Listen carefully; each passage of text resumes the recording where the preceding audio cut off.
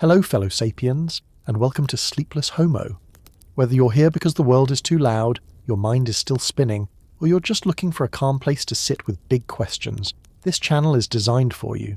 So go ahead, settle in, dim the lights, quiet the tabs. Whether you're lying in bed, cooking something simple, walking under strange stars, or doing deep work with headphones on, this is your invitation to slow down with science. Here, I don't offer wild speculation or flashy certainty.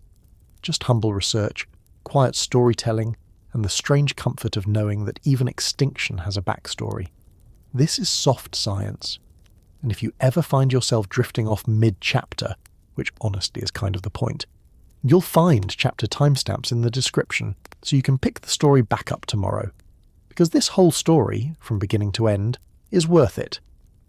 If you appreciate this kind of long-form content, consider giving it a like, a subscribe, or sharing it with someone else who spirals before bed. It helps the algorithm learn that smart, slow stories still matter. And I'd love to hear from you in the comments. How do you use this kind of content to sleep, to survive another commute, or to simply learn something while brushing your teeth at 2 a.m. And as always, stay curious, stay calm.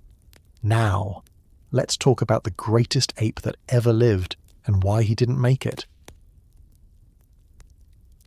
The forest was different then. Not quieter, just older. It breathed in great gulps, damp and heavy, exhaling heat and moisture across a tangled world where vines strangled trees and trees sheltered beasts that looked like experiments in progress. Somewhere in what is now Southeast Asia, nearly 9 million years ago, evolution was busy. Not fast, not directed, just busy. It was the late Miocene, a period of time that spanned from about 11 million to 5 million years ago, and in this particular chapter of Earth's memory, primates were multiplying in possibility. Not yet human, not yet extinct, simply adapting. To ask how a giant ape could evolve without standing upright first is to pose a strange kind of puzzle. In our own lineage, size and posture often go together. A tall hominin is also an upright one, skeletal changes stacking vertebrae to support long strides and tool-wielding hands. But the story of the largest ape to ever live does not begin with a bipedal blueprint. It begins instead in the trees. During the Miocene, the planet's climate was shifting toward greater seasonality. Tropical forests, once blanketing much of Africa and Eurasia, began to retract. But in the subtropical regions of southern China, northern India, and mainland Southeast Asia, thick forest remained. It was here, in the canopies and understories of these forests, that a group of apes called the pongines began to specialize. Unlike the African great apes, gorillas, chimpanzees, and eventually humans, the pongines were an Asian branch of the family tree, and they were not on their way to becoming people. They were on their way to becoming orangutans, or, in one particularly strange direction, something even bigger. We know about these ancient pongines primarily through fossilized teeth and jaws. The Miocene is not generous with full skeletons, especially in humid regions where bone decays quickly and acidic soils devour calcium. But teeth are resilient. They hold on. From the dentition of these early Asian apes, we can see patterns emerging. Large molars with thick enamel, powerful jaws adapted for crushing and grinding, and signs of bodies built not for running, but for hanging, climbing, and chewing. One of the most well-known of these Miocene pongines is 𝐓𝐈𝐿𝐼thecus, a genus that lived in what is now Pakistan and India around 12 to 8 million years ago. 𝐓𝐈𝐿𝐼thecus shares striking facial similarities with modern orangutans, including a concave face and close-set eyes, suggesting a common ancestry. But it was smaller, more lightly built, and still fully arboreal. As we move closer to 7 million years ago, a new trend begins to show up in the fossil record: size. Some pongines were getting larger, much larger, and this raises a question that science is still carefully unwrapping. What evolutionary pressures would favour gigantism in an arboreal or semi-arboreal ape? The answer, like many in paleontology, is not fully settled, but one possibility is diet. In a forested environment where soft fruits were seasonal and competition was high, having the ability to process a wider variety of tough fibrous plant material would be a major advantage. Bigger jaws, bigger molars, thicker enamel, all signs of a creature adapted to chewing its way through a fullback diet when the sweet stuff ran out. Another factor may have been predation. In regions where large carnivores roamed the forest floor, prehistoric big cats, crocodilians and other mammalian predators, a larger body might have offered some protection. Few predators, even in the Miocene, would have risked attacking a 200-kilogram ape from below. But this bulk came at a cost. Larger primates are less agile in the canopy. Their ranges are often more restricted, their lifespans longer, their reproductive rates slower. All traits that we see echoed later in the story of the great orangutans, and eventually in their giant cousin. These evolutionary trade-offs hint at a long, slow experiment in ecological balance. For millions of years, pongene apes in Asia appear to have occupied a relatively stable niche. Large-bodied frugivores and folivores moving deliberately through the mid-canopy, building knowledge of their terrain over lifetimes. Their hands were strong and dexterous. Their social lives, while poorly preserved in the fossil record, may have been complex. And through it all, something was brewing at the edge of possibility. A branch of this lineage was inching toward gigantism. But gigantism doesn't arrive like a lightning bolt. It creeps. Over generations, it accumulates small advantages in bone mass, dental robustness, and muscular capacity. These changes are shaped by genes, but also by forests, by climate, by the unpredictable rhythms of fruiting seasons and droughts. The forests of southern Asia during the late Miocene were mosaics. Patchy, layered, sometimes flooded, sometimes dry. To thrive here, an ape had to be flexible, strong, and perhaps increasingly large. It is likely that the ancestors of what would eventually become Gigantopithecus were already diverging from their smaller pongene cousins by 7 million years ago. The fossil record at this stage is tantalizing but incomplete. We do not have the bones we need to name them with confidence. What we do have are hints. Isolated molars, massive and flat, found in regions where no known orangutan relative should have been that size, where patterns that suggest tough diets, enamel microstructure that implies slow growth and long maturation, traits often linked with larger body size and slower life histories, and then silence. A few million years of mystery. No skulls, no footprints, no clever tools or cave art, just the jungle continuing its slow song, while one lineage of great apes grew larger and more peculiar. There is something humbling about tracing this path. We, as humans, often look for direct ancestors in the fossil record, figures we can point to and say there that one was on the way to us. But the story of Gigantopithecus begins as a reminder that not all evolutionary roads lead to Homo. Some lead to the margins, to experiments in size and shape that defy our expectations. These apes were not becoming us. They were becoming themselves. Today, orangutans remain the last living representatives of the Asian great apes. They are endangered, solitary, and deeply intelligent. Their past, however, was once more varied, more ambitious, and in some cases, more massive. The early chapters of their story are written in teeth and sediments, in the twisted strata of long-collapsed caves, and in the chemical ghosts of ancient soils. From these fragments, we glimpse a Miocene world, where the seeds of gigantism were planted, not with a sudden leap, but with slow, forested intent. So the next time someone asks how you grow a giant, remember this. You do it carefully, patiently, and without ever leaving the trees. At least, not yet. Somewhere between 8 million and 6 million years ago, as the Miocene world softened toward its close, something immense began to stir in the canopy. Not a single creature, but a drift. A quiet ripple of ancestry. Heavy-bodied apes, once bound to the African forests where all apes had been born, began to shift their weight eastward. It was not a march, not an exodus. It was a seep, a slow migration, driven not by ambition but by climate, canopy, and coincidence. And what followed in their wake would set the stage for one of the greatest evolutionary experiments of all time, the rise of the biggest ape that ever lived. But not yet. First, they had to leave home. The question is simple. Why did the largest apes, creatures already demanding in their diet, already adapted to complex ecosystems, abandon the African continent at all? If Africa was Eden, why cross the gates? There is no easy answer. But in paleoanthropology, the absence of clarity does not mean the absence of evidence. It means piecing together corridors of probability from the silence between bones. And from that silence, a pattern begins to form. Because 8 million years ago, the world was green in ways it no longer is. The equatorial zone of Earth was a spine of forest, a belt of branching corridors stretching from Western Africa through the Middle East and onward into Southern Asia. Where deserts now sleep and cities now roar, forests once stood. And forests, as it turns out, are the perfect highway for apes. Fossils suggest that during the late Miocene, multiple ape species were already exploring the edges of this leafy bridge. 𝐓𝐈𝐿𝐼𝐼𝐿, a genus of large-bodied ape, appears in the fossil record of the 𝐓𝐈𝐌𝐿𝐿𝐼 Hills in modern-day Pakistan and India during this period. Their dentition and cranial features hint at arboreal lives spent in subtropical forests, sustained by fruit-rich diets and complex branch-to-branch navigation.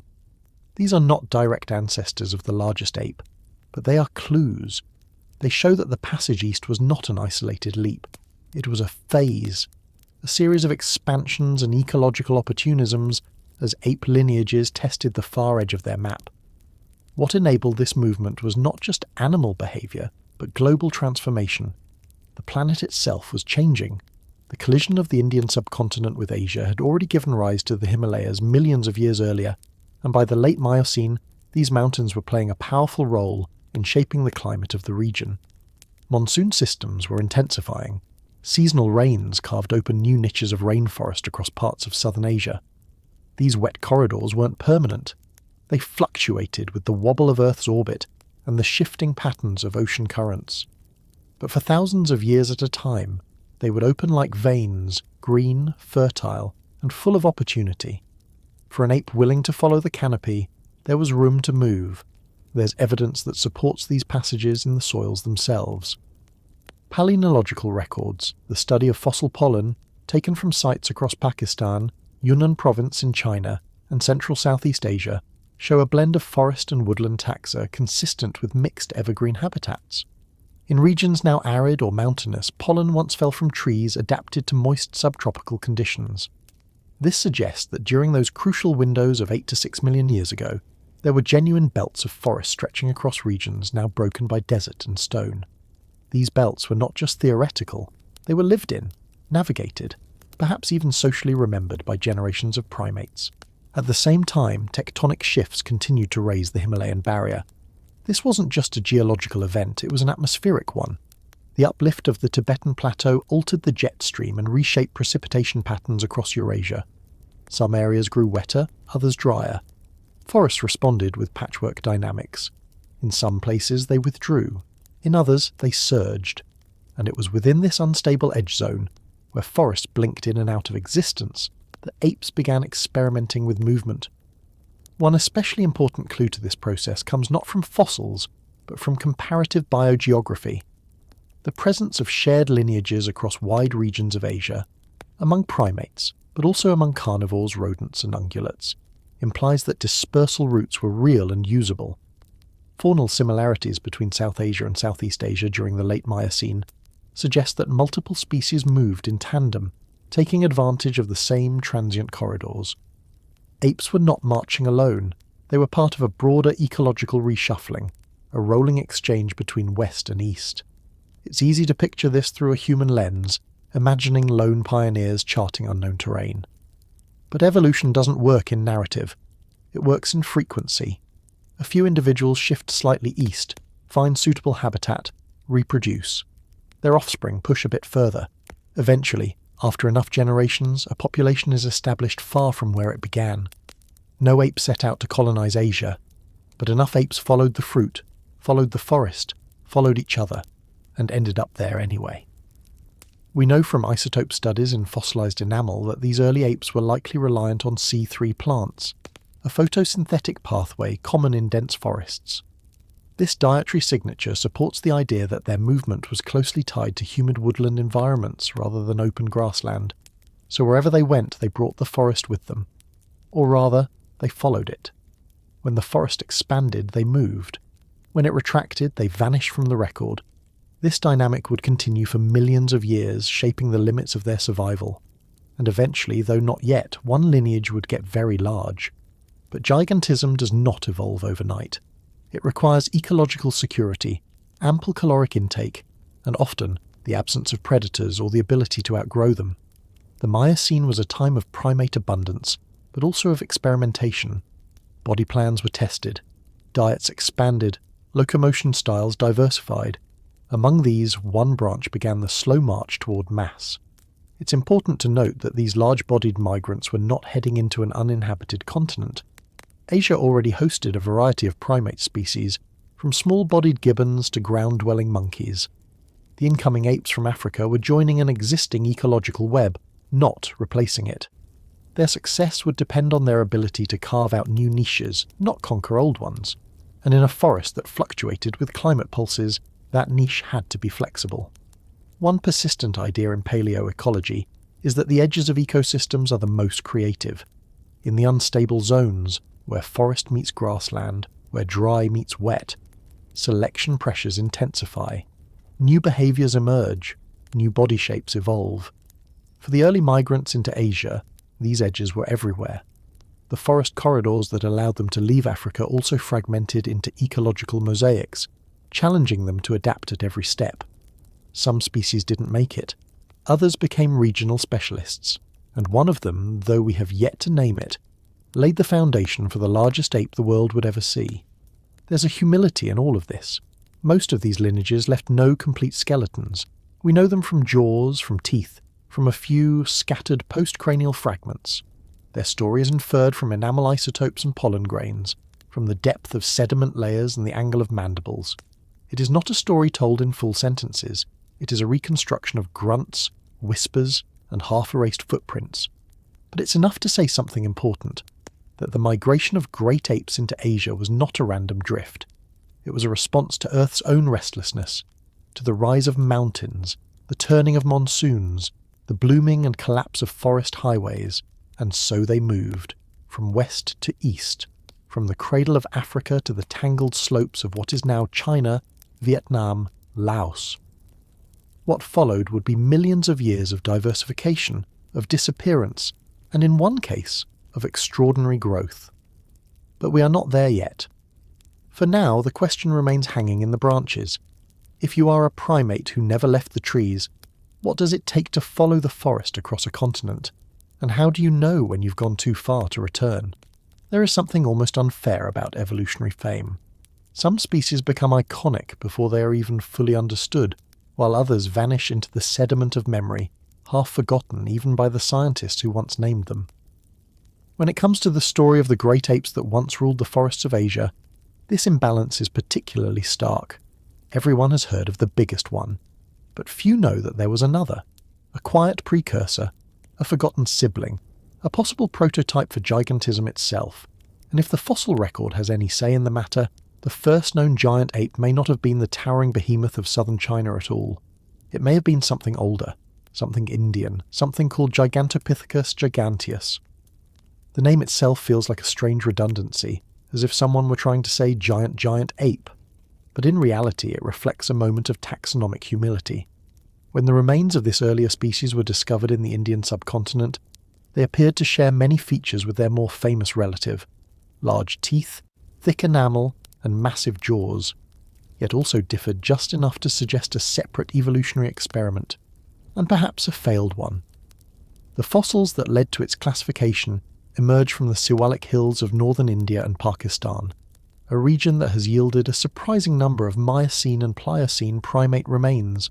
While the rock layers in question date roughly between 7 million and 5 million years ago, the identification of these fossils as belonging to a distinct species of Gigantopithecus only began to take shape in the latter half of the 20th century. It was a cautious classification, and one that has remained difficult to test, in part because the material is so fragmentary. So what do we actually have? A few lower jaws, isolated molars, remnants that can be measured, compared, and speculated upon, but not assembled into a full skeleton. The scale of these elements is indeed large, but notably smaller than those assigned to Gigantopithecus Blacki. The teeth are robust, flat, and well adapted to crushing plant material. The enamel is thick, though not quite as exaggerated as in the later forms, and most intriguingly, the wear patterns and isotopic signatures suggest a diet that was somewhat different from the fruit-heavy preferences suspected for its future relatives. Some studies, relying on stable carbon isotopes preserved in dental enamel, have hinted that Gigantopithecus Giganteus may have occupied more open habitats than its successors. Instead of dense forest, perhaps this early species foraged in woodland mosaics, river valleys, or ecotonal zones that blended trees and grasses. Instead of sweet fruits, it may have subsisted more on fibrous vegetation, tough stems, or even underground storage organs. In other words, gigantism may have started not in the depths of tropical forests, but along their edges. This raises a curious ecological question. What exactly triggers gigantism in apes? In many mammalian lineages, larger body size correlates with colder climates, predator avoidance, or resource specialization. But in the case of Gigantopithecus, the logic may have been different. A larger body can support a longer gut, which in turn can extract more energy from hard-to-digest plant material. A taller creature can reach higher branches or range longer distances, and in ecosystems where climbing is no longer viable, due to mass, limb proportions, or simple biomechanical trade-offs, a terrestrial giant may outcompete smaller, more arboreal competitors by sheer efficiency. If these early Indian apes were already trending in that direction, then perhaps Gigantopithecus giganteus was less of a precursor and more of a prototype. A bold but temporary trial run. Of course, the scarcity of fossils makes this all speculative. We do not know the posture, the locomotion style, or even the full-size range of Gigantopithecus giganteus. Some estimates suggest individuals may have weighed between 180 and 220 kilograms, substantial, but not nearly on par with the 800-kilogram giants of later epochs. Still, even this moderate gigantism was exceptional for its time, and its presence in the Indian subcontinent suggests that the evolutionary pressures shaping these animals were not confined to a single habitat, or even a single genus. Other primates in the region, such as the large-bodied 𝐓𝐈𝐌𝐿𝐵, show overlapping adaptations in jaw strength and dental robustness, though they remain genetically distinct. It is possible that several lineages were experimenting with similar strategies in parallel, a convergence born not of ancestry, but of shared ecological stress. The timeline is also tantalizing. The peak of Gigantopithecus giganteus activity seems to fall during the late Miocene and early Pliocene, just as South Asia was undergoing a series of climatic transitions. The collision of the Indian subcontinent with Eurasia had already lifted the Himalayas skyward, disrupting monsoonal patterns and reshaping local biomes. Forest belts advanced and retreated. River systems shifted course. Grasslands expanded in pulses. In this context, gigantism may have been less of an endpoint and more of an adaptive gamble, a biological risk taken in a time of flux. The survival of such a form would have depended on niche stability, resource predictability, and reproductive timing. And if any one of those variables wobbled, if the fruiting season changed, or the vegetation thinned, or birth intervals lengthened, it could tip the balance toward extinction, or toward transformation. And yet, despite these clues, Gigantopithecus giganteus has never become a central character in paleoanthropology. Part of this is visibility. Its fossils are few, its range seems limited, and its role in the broader ape narrative is still being pieced together. But perhaps part of the neglect is also conceptual. It does not fit neatly into the story we want to tell. It is not a direct ancestor of any living species. It did not leave a trail of spectacular fossils across time, and it lacks the cinematic scale of the giants that followed. But it matters, because it shows us that gigantism was not a one-time event. It was a tendency, a recurring ecological strategy, and like most strategies in nature, it came with trade-offs. There is a humility in studying a species we barely know. We are forced to rely on fragments, to acknowledge gaps, to confess uncertainty. And that humility is valuable, especially when reconstructing the lives of creatures who left behind only their teeth and silence. If Gigantopithecus giganteus was indeed the first of its kind, then it deserves more than a footnote. It deserves its own shadow in the fossil record, its own place in the slow march of primate experimentation, and perhaps its own question. What if the biggest ape we know wasn't the first one? What if the entire story of Gigantopithecus began not in the dense forests of China, but in the dry riverbeds and shifting woodland margins of ancient India? And if so, what else have we missed? How do you reconstruct a giant from a drugstore tooth? It sounds like the opening line of a bad science fiction novel, or maybe a sleep-deprived biologist's fever dream.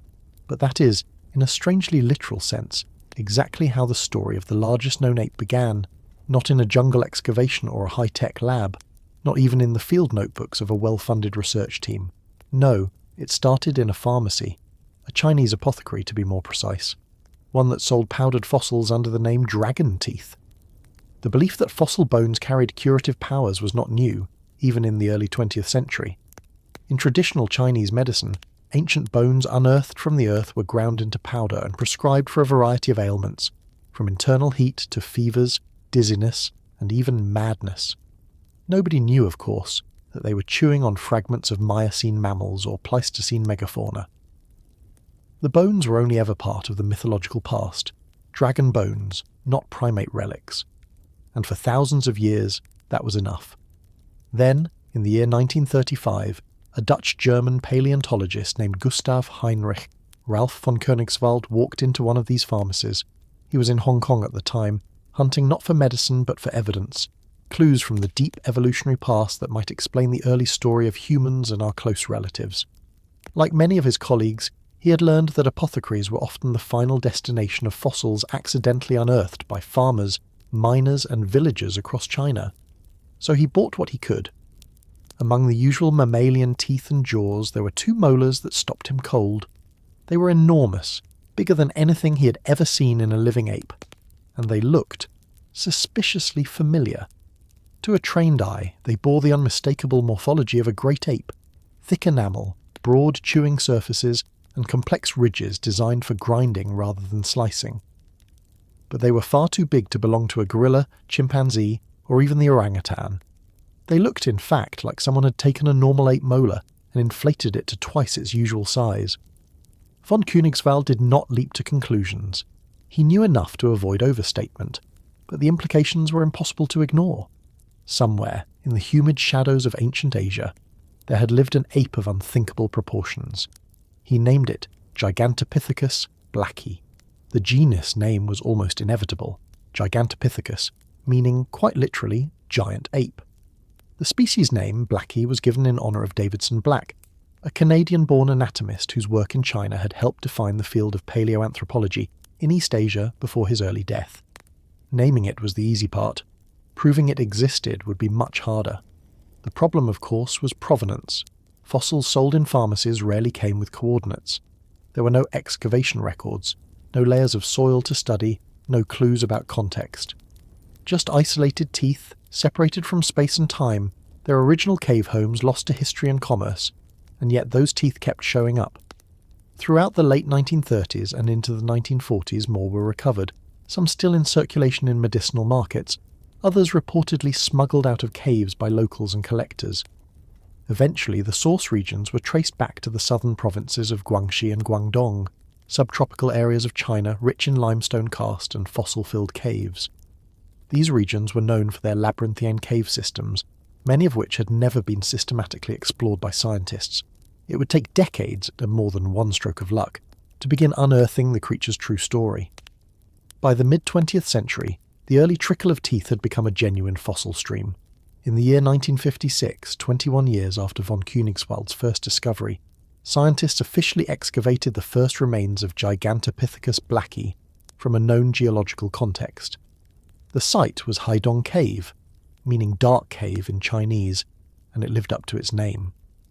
Located in a densely forested area where light barely filtered through the canopy, Haidong's interior was so completely dark that the paleontologist working inside had to rely on artificial lighting even during the day. The cave was deep, damp, and eerily silent. But within it, researchers uncovered more of the telltale giant molars, now embedded in the sediment layers of known age and origin. It was a small step, just a few more teeth, but it cracked open the door to a much bigger investigation. The following year, in 1957, a completely different discovery accelerated the search. A local man digging for fertilizer in another cave stumbled across a large fossil jaw. When attempts to sell it as a dragon bone failed, the specimen eventually reached paleontologists, who quickly recognized it as a mandible of the same mysterious ape. They were able to trace the cave and excavated more than 1,000 additional teeth, along with 2 more lower jaws. The cave was renamed Gigantopithecus Cave, and the legend of the giant ape began to solidify, not as myth, but as fact. What made these mandibles so important was not just their size, but their anatomical clarity. Unlike isolated teeth, the jaws gave researchers precise information about the structure of the lower face, the layout of molars and premolars, and the muscular architecture needed to support such massive chewing power. The mandibles were thick, robust, and curved, suggesting a jaw built not just for size, but for extreme force. These apes weren't slicing meat or catching prey. They were grinding something dense and fibrous, plants perhaps, or the tough outer rinds of fruits. Their lives, it seemed, were spent foraging and chewing, hour after hour, day after day, in the deep forested valleys of ancient China. By the 1960s and 1970s, excavations were being carried out across southern China in earnest. Caves were mapped. Sediment layers were sampled. Thousands of additional teeth were added to the fossil record. But there was a catch, a frustrating and, in some ways, embarrassing one. Despite the enormous number of molars and the presence of mandibles, no other skeletal elements were found. Not a single arm bone, not a rib, not a vertebra, nothing above or below the neck. It was as if the entire species had been swallowed by the forest floor, leaving behind only the parts most useful for chewing. There was eventually an explanation, or at least a suspect. Researchers noticed that many of the teeth had distinctive gnaw marks, small grooves and scratches consistent with rodent activity. One animal, in particular, became the prime suspect, the Malayan porcupine. These rodents are infamous bone scavengers.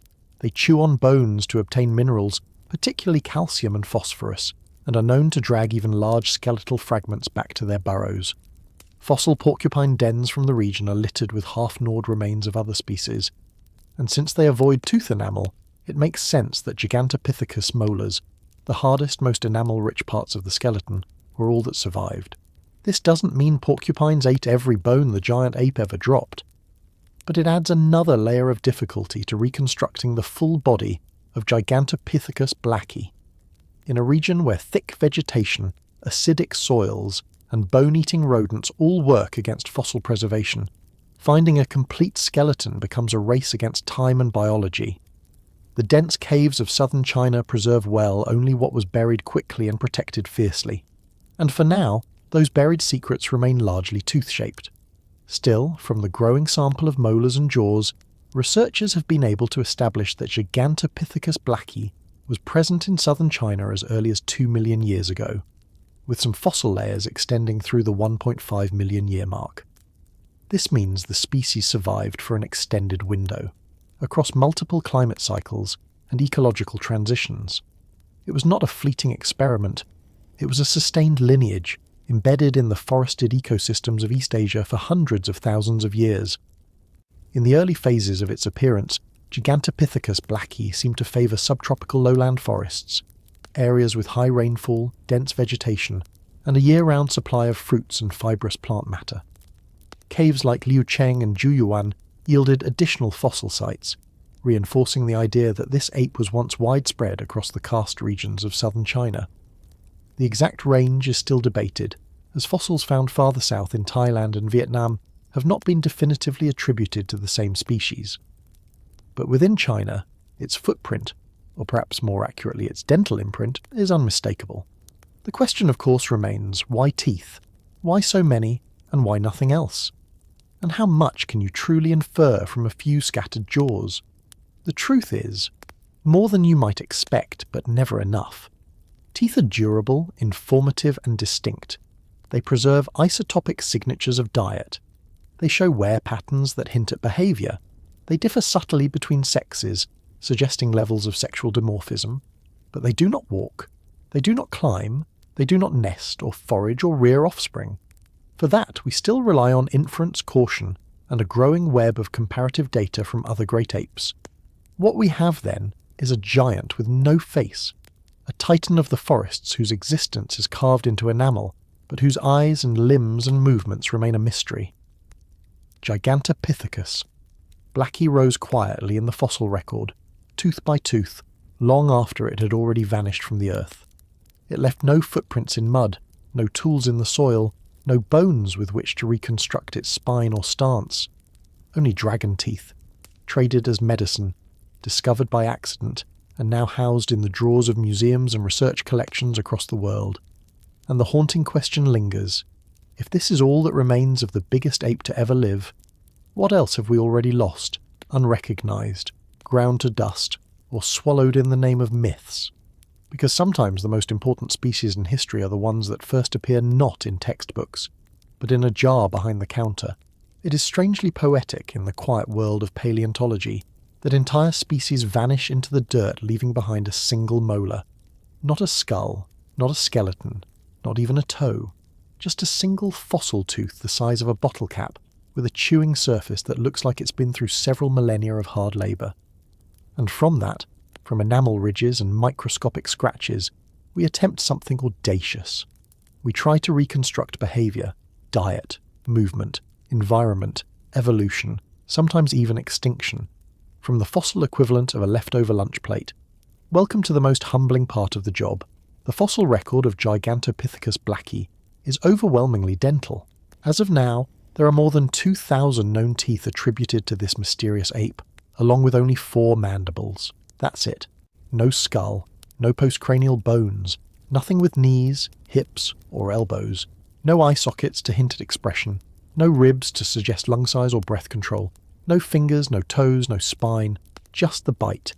And yet those teeth, impossibly large, thickly enamelled, deeply worn, are the reason we know anything at all. Most of these teeth were unearthed across southern China in caves that date to the early and middle Pleistocene, particularly between 1.9 and 1 million years ago. They are huge by any standard, roughly double the size of a modern human molar, and noticeably larger even than the most robust gorilla molars. The chewing surfaces are broad and low-crowned, suggesting adaptation to heavy grinding rather than slicing. These are not the teeth of a predator, they are the teeth of a committed herbivore, or more accurately, a very large ape with a very stubborn stomach. Let's start with shape. The molars of Gigantopithecus Blacki exhibit what's called bunodont morphology, rounded cusps and thick enamel, a classic setup for processing soft to fibrous plant matter. But it's not just the visible shape that tells us something. Beneath the surface, CT scans reveal incredibly thick layers of enamel over dentin, some of the thickest ever recorded in any primate. Why does that matter? Because thick enamel resists wear. It's an evolutionary investment in longevity, in keeping your teeth functional as long as your body needs them. In creatures with long lifespans and hard diets, thick enamel is survival tech. But survival also leaves scars, and that's where things get interesting. Microwear analysis is the dental equivalent of forensic fingerprinting.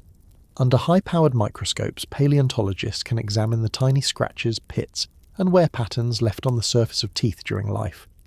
Fine scratches usually indicate the shearing of leaves or soft plants. Larger pits point to the crushing of harder objects, seeds, nuts, and perhaps bone in some species.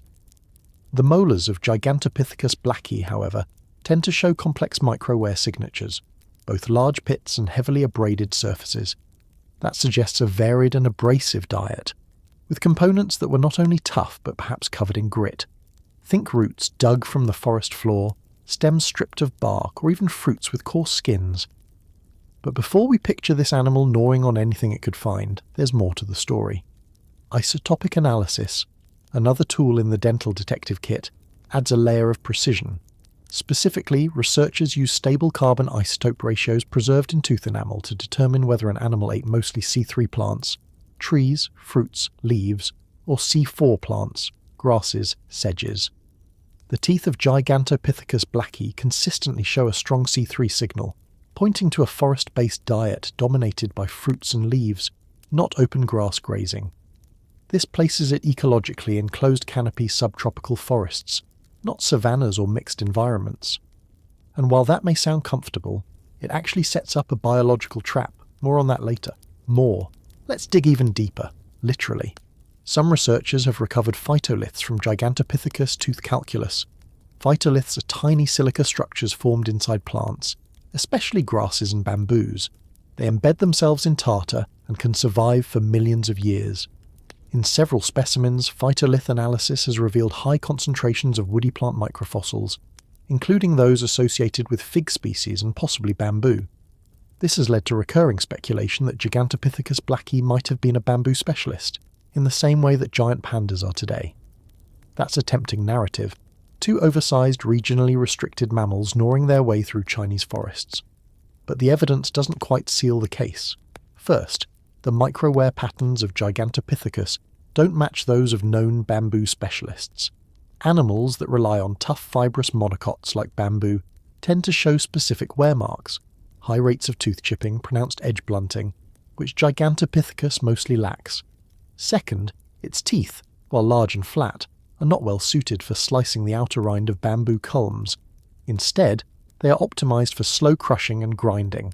A more plausible interpretation is that bamboo was a fallback food, eaten during seasonal shortages, not as a primary diet.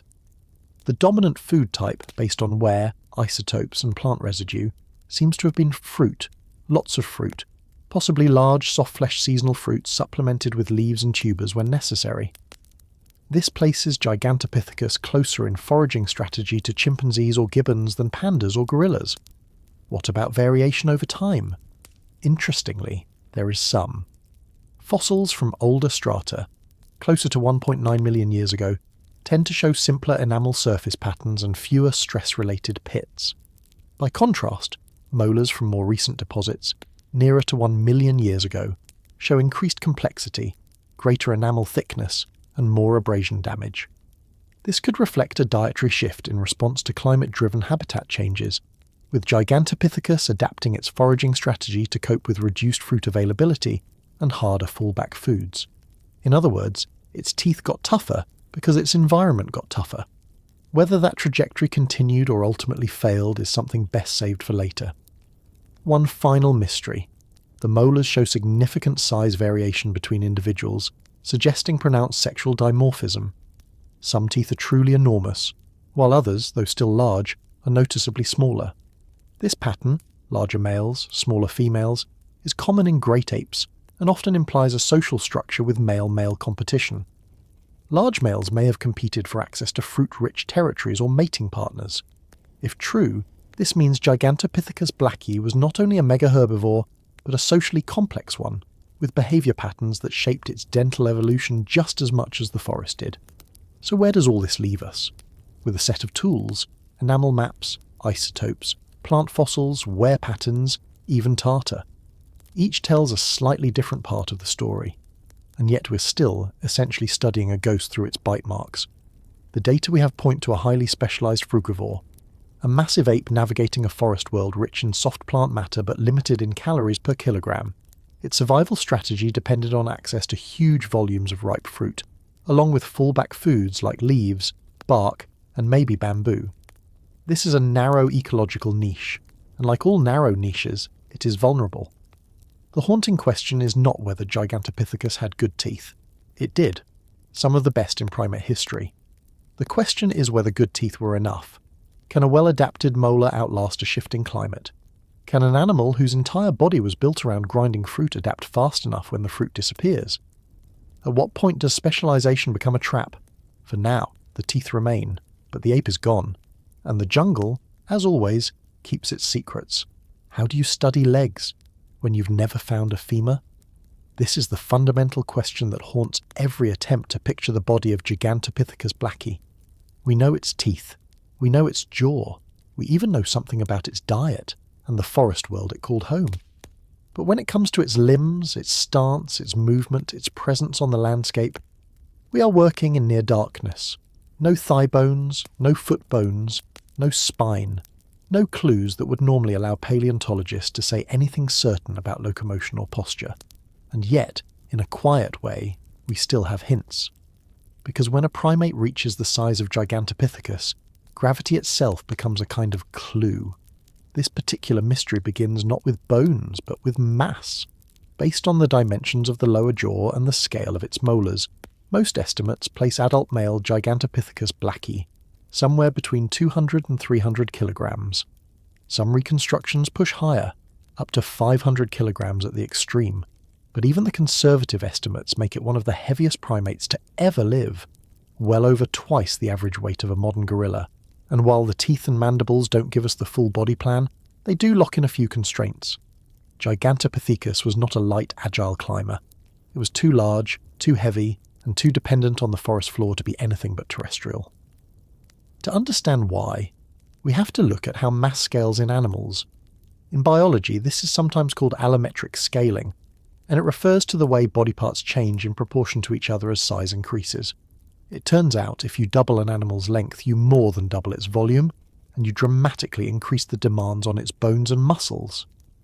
As primates get larger, the weight they need to support grows much faster than the strength of their bones, unless those bones also become much thicker and more robust. This is why gorillas, the largest living great apes, walk in a particular way, using their knuckles to distribute weight across all four limbs. Their bodies have evolved to handle bulk not by becoming taller or longer, but by becoming sturdier, with wide chests and short, powerful limbs. It is also why you never see a gorilla in the upper canopy. Even the strongest trees have limits. Gigantopithecus would have faced this scaling problem in the extreme. Based on comparative models using gorilla and orangutan proportions, any body large enough to match its jaw would have required extraordinary skeletal reinforcement.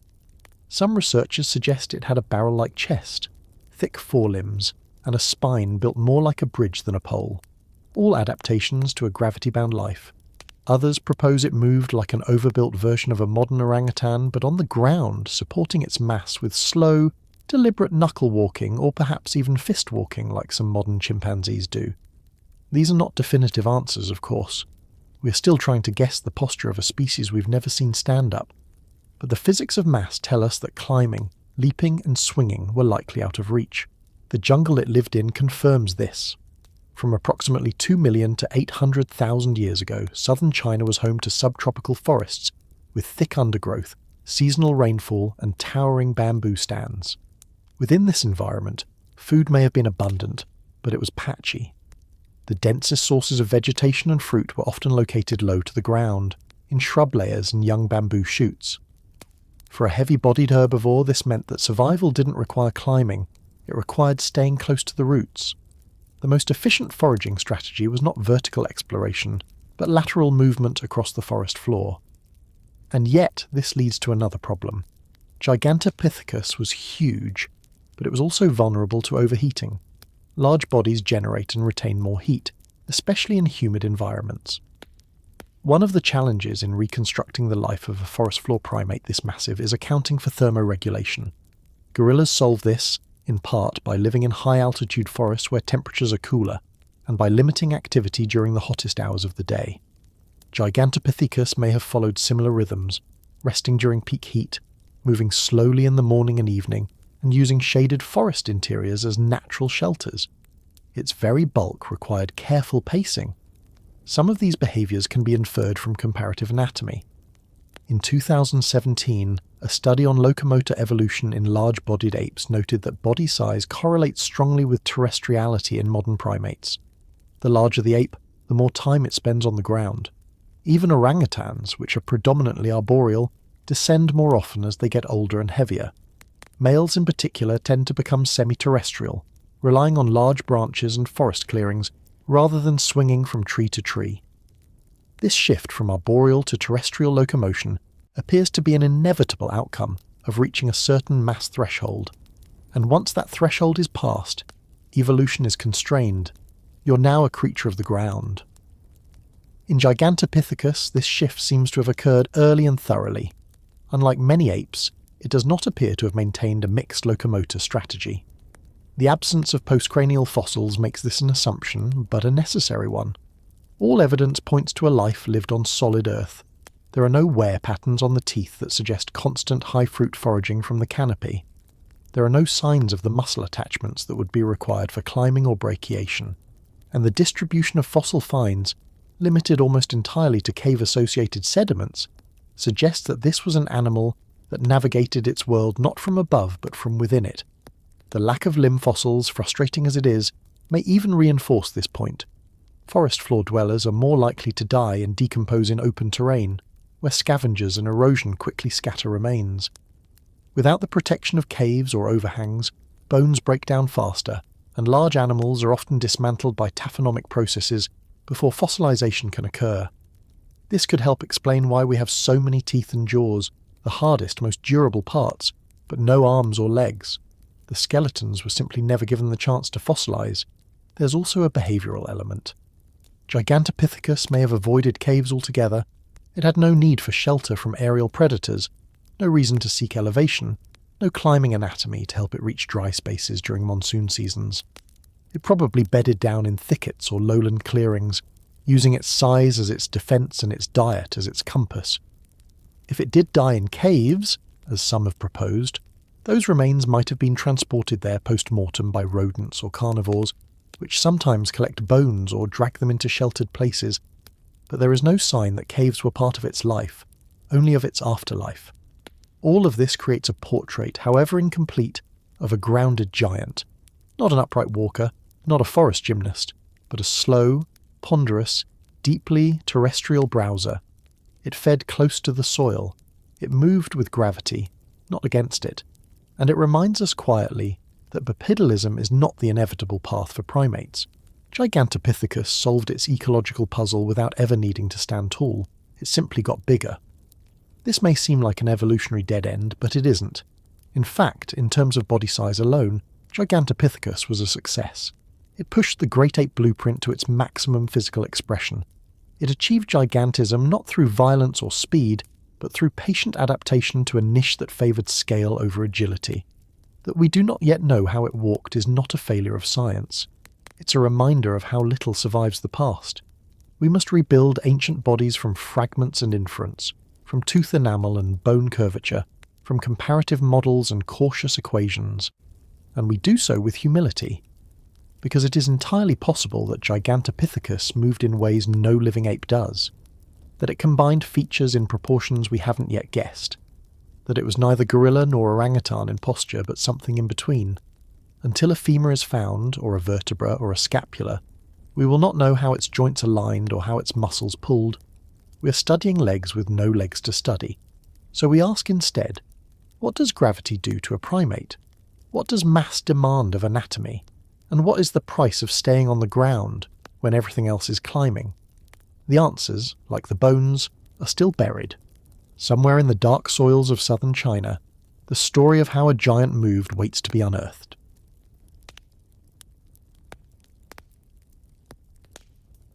There are many ways to be alone. Some are loud, like the howl of a territorial gibbon echoing through the treetops. Some are slow, like the steady plod of a tapir moving through underbrush too thick for predators. And some are enormous, quiet, lumbering and towering above the rest, like a certain great ape who may never have known whether he was the ruler of his forest, or simply its largest secret. Between 1.8 million and 600,000 years ago, the lowland forests of southern China were not empty.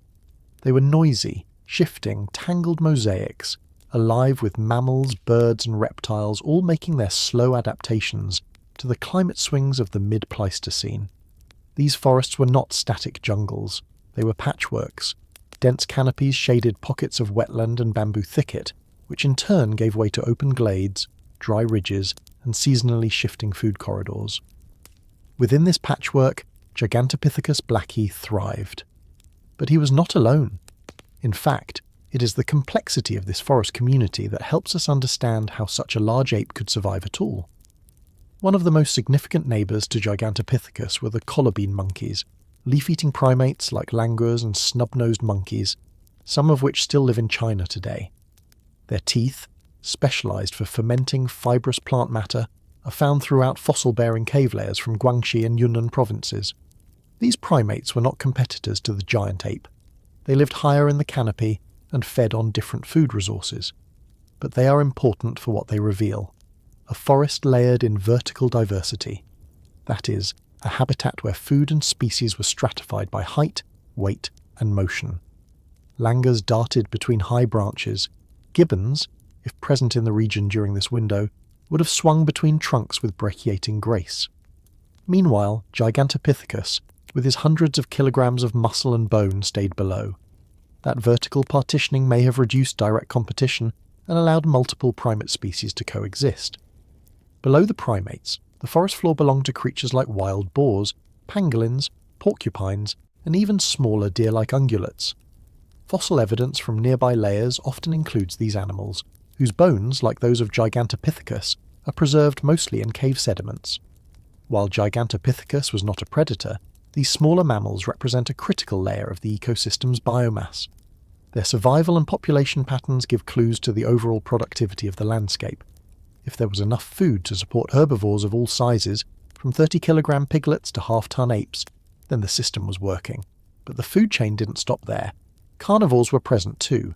Fossils of early hyenas, most likely belonging to genera such as Pachyrhinocuta, had been recovered from the same regions and time periods as Gigantopithecus. These hyenas were powerful bone crackers, scavengers who thrived in both forested and more open-edge environments. Their role in the ecosystem may have been similar to that of modern spotted hyenas, opportunistic feeders capable of cleaning up carcasses left behind by natural deaths or other predators. For Gigantopithecus, these hyenas were probably not an active threat. His size alone likely provided immunity from most attacks. But young individuals, or the sick and dying, may have been fair game, and the presence of hyenas would have made any death on the forest floor a vanishing act within hours. Another member of this shadowed community was the tapir. Fossilized tapir teeth and bones are found in southern Chinese sites spanning the same million-year window. These thick-skinned herbivores are browser specialists consuming soft shoots, fruits and leaves in much the same way that scientists believe Gigantopithecus did. But unlike the giant ape, tapirs are nocturnal, solitary, and relatively quiet in their movements. Their presence in these forests indicates a shared dependence on evergreen understory vegetation and a climate that could support high-moisture food year-round. Tapirs and Gigantopithecus may have walked the same trails, browsed the same fruiting shrubs, and quietly passed each other in the humid dusk without recognition or rivalry. Rhinos, too, were part of the biome. The presence of Rhinoceros sinensis and other mid-Pleistocene rhinocerotids in the fossil record of Guangxi province tells us that some areas were more open than we might expect.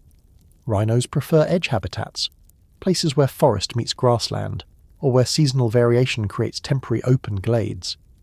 These openings may have been crucial for the seasonal movement of larger mammals, including Gigantopithecus, who may have followed fruiting cycles from patch to patch. While direct fossil association is rare, the overlap in dating and location suggests at least partial ecological coexistence. Birds, rodents, snakes, and other less glamorous inhabitants also filled the forest. From owls to monitor lizards, the hidden layers of this ecosystem are mostly reconstructed through indirect evidence. Sediment analysis, pollen traces, and the bones found in hyena scat. All of it contributes to the picture of a rich, multi-threaded world where even the largest animals were only one node in a larger network of seasonal, vertical, and behavioural interactions. And in this tangled mesh, Gigantopithecus did not rule. He simply persisted. There is a tendency in paleo-narratives to crown the largest animal as king, the apex the pinnacle, the centrepiece of its world. But ecological evidence suggests something more nuanced. Gigantopithecus may have been physically dominant, but he was also heavily constrained. His sheer bulk restricted his movement, his diet, and possibly even his social interactions. He may have been solitary or loosely gregarious, moving slowly between fruiting trees while other species darted, sang, fought, and mated around him. His size insulated him from predation, but also isolated him from agility. In an ecosystem of relationships, he was the heavy sleeper, always there, always hungry, but never quite in the middle of the action. The fossil record, as usual, offers more absence than clarity. Very few of these species have been found in direct association with Gigantopithecus bones. Most of the comparisons come from site-level stratigraphy, shared cave layers, overlapping dates, compatible microhabitats. But from these clues, scientists reconstruct not a singular ruler of the forest, but a layered society of specialists, each filling a narrow role in a changing world. Langurs in the canopy, tapirs in the gullies, rhinos at the edge, hyenas at the margins, and one enormous ape somewhere in the shadows between. Was Gigantopithecus the king of this mosaic? Or was he simply its loneliest resident? The forest offers no hierarchy, only hunger, shelter, mating, and death. In that sense, the largest ape may have been neither monarch nor myth, just a specialist too big to vanish quickly and too big to easily remember. And that leads us to the next question. When the forest began to shift and the canopy cracked open to sky, who moved first and who stayed behind?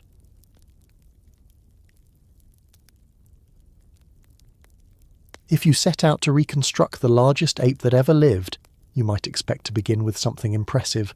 A femur the length of your arm, a rib like a boat oar, maybe even a skull large enough to serve soup in. But what if all you had was a molar the size of a grape?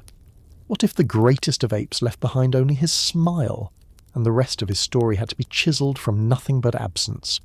That is the haunting puzzle of Gigantopithecus. No femurs, no skulls, no shoulder blades, hip bones or vertebrae. Not a single wrist or toe. Just teeth and the occasional jaw, and the slowly dawning realization that for all our modern methods and clever analyses, we may never get the full picture of how this ape moved, rested, or even died, and one of the strangest reasons for that might involve porcupines, tiny rodent-like pickaxes of prehistory. But we'll get to them in a moment. The challenge of studying Gigantopithecus is not that it went extinct 100,000 years ago, it's that it lived and died in a part of the world where fossils are almost designed not to form. The warm, wet forests of what is now southern China, northern Vietnam and neighbouring regions are biological recycling centres. Everything that dies, decays, everything that softens melts back into the soil. The chemistry of those forest floors is aggressive. Acidic soils dissolve calcium. Fungi and bacteria disassemble collagen and marrow. In places where preservation is poor to begin with, time acts more like a thief than an archivist. What bones survive millions of years in a place like that? Almost none. This is why the fossil record of Southeast Asia in general, and tropical Asia in particular, is patchy, biased, and full of ghosts. It doesn't mean ancient life wasn't there, it just means it didn't get lucky. When we think about fossils, we often imagine a slow and steady process. An animal dies, its body sinks into mud or sediment, and over thousands or millions of years the bones are mineralized and preserved. But that neat scenario is rare. In reality, most corpses are dismantled within hours. Scavengers take what they can carry. Microbes and insects reduce what's left. In forests, this process is even faster. Bones are chewed by rodents for calcium, trampled by other animals, overgrown by plants. Only under very specific conditions, rapid burial, low oxygen, neutral pH, does fossilization have a chance. And Southeast Asian caves, where the teeth of Gigantopithecus have been found, may represent some of the only geological niches where this accidental preservation occurred. But even caves are not simple time capsules. They are dynamic environments. Water flows through them, sediment shifts, roots invade, and many of the teeth we have from Gigantopithecus are thought to have arrived in caves not with the animal, but after it, carried in, dragged in, chewed in, enter the porcupine. In Southeast Asia, modern porcupines are well known for their bone-hoarding behaviours. They gnaw on skeletal remains to sharpen their ever-growing incisors and to extract calcium and other minerals. In fact, some caves in the region today are littered with bone fragments thanks to porcupine middens, little garbage piles of chewed relics. Fossil teeth, being incredibly hard and dense, are among the only parts of a skeleton likely to survive such treatment. Which raises a sobering thought. If Gigantopithecus bones ever existed in the open, they may have been systematically shredded into oblivion by the local cleanup crew. Paleontology's most underappreciated villain may be the humble porcupine. Not malicious, just efficient.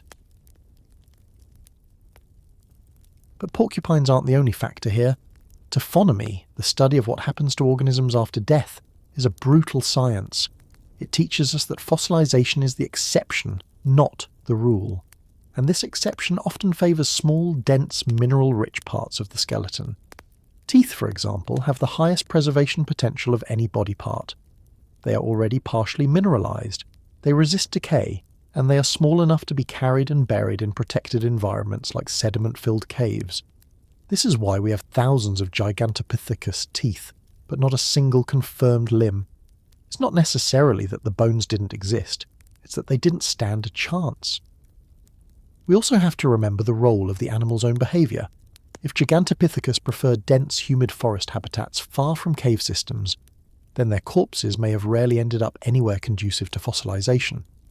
Forest death does not lead to fossil life. Gigantopithecus likely lived and died in places where nothing stays still long enough to petrify. Even scavengers would have trouble reaching bodies buried under meters of biomass, vines, and eroding soils. And even if the bones were momentarily exposed, Southeast Asia's seasonal monsoons could scatter them long before sediment had a chance to entomb them. The few jaws we do have, solid, thick mandibles with enormous molar sockets, come to us with no context.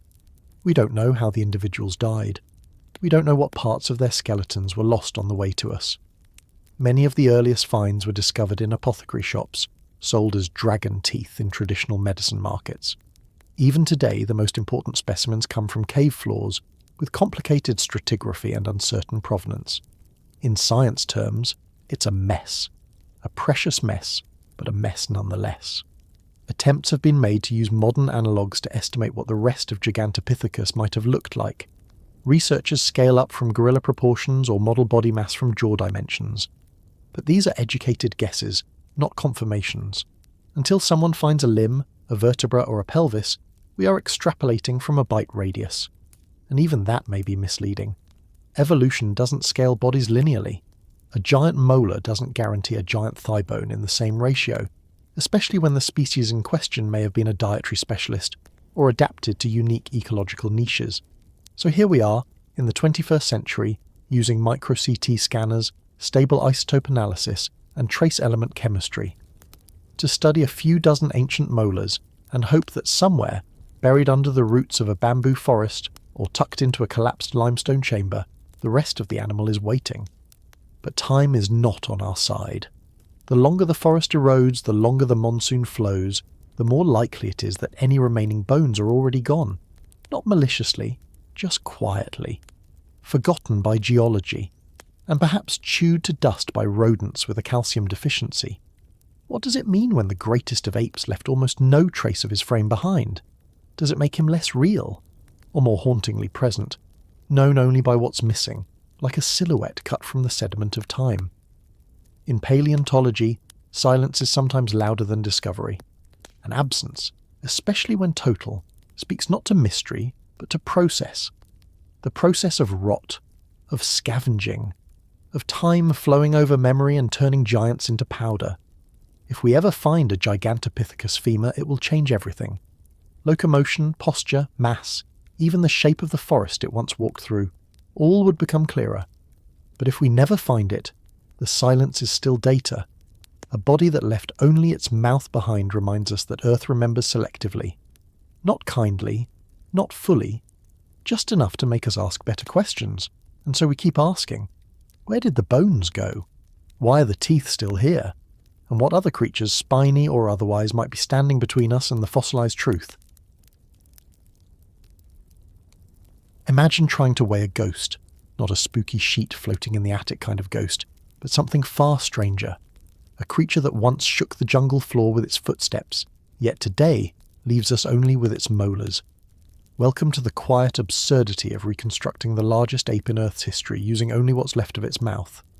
That's the humble position scientists find themselves in when dealing with Gigantopithecus Blacki, a name that promises largeness, and a fossil record that frankly doesn't deliver much of it. Between roughly 1.5 million and 500,000 years ago, this animal thrived across what is now southern China. Its fossil signature, at least what we've found, is not scattered skeletons or ancient footprints, but instead thousands of molars and a few partial mandibles. Just the hard parts, just the leftovers of time that managed to resist tropical decay, scavenger digestion, and tectonic shuffling. Which means if you want to figure out how big Gigantopithecus really was, you better be good at math. And guessing.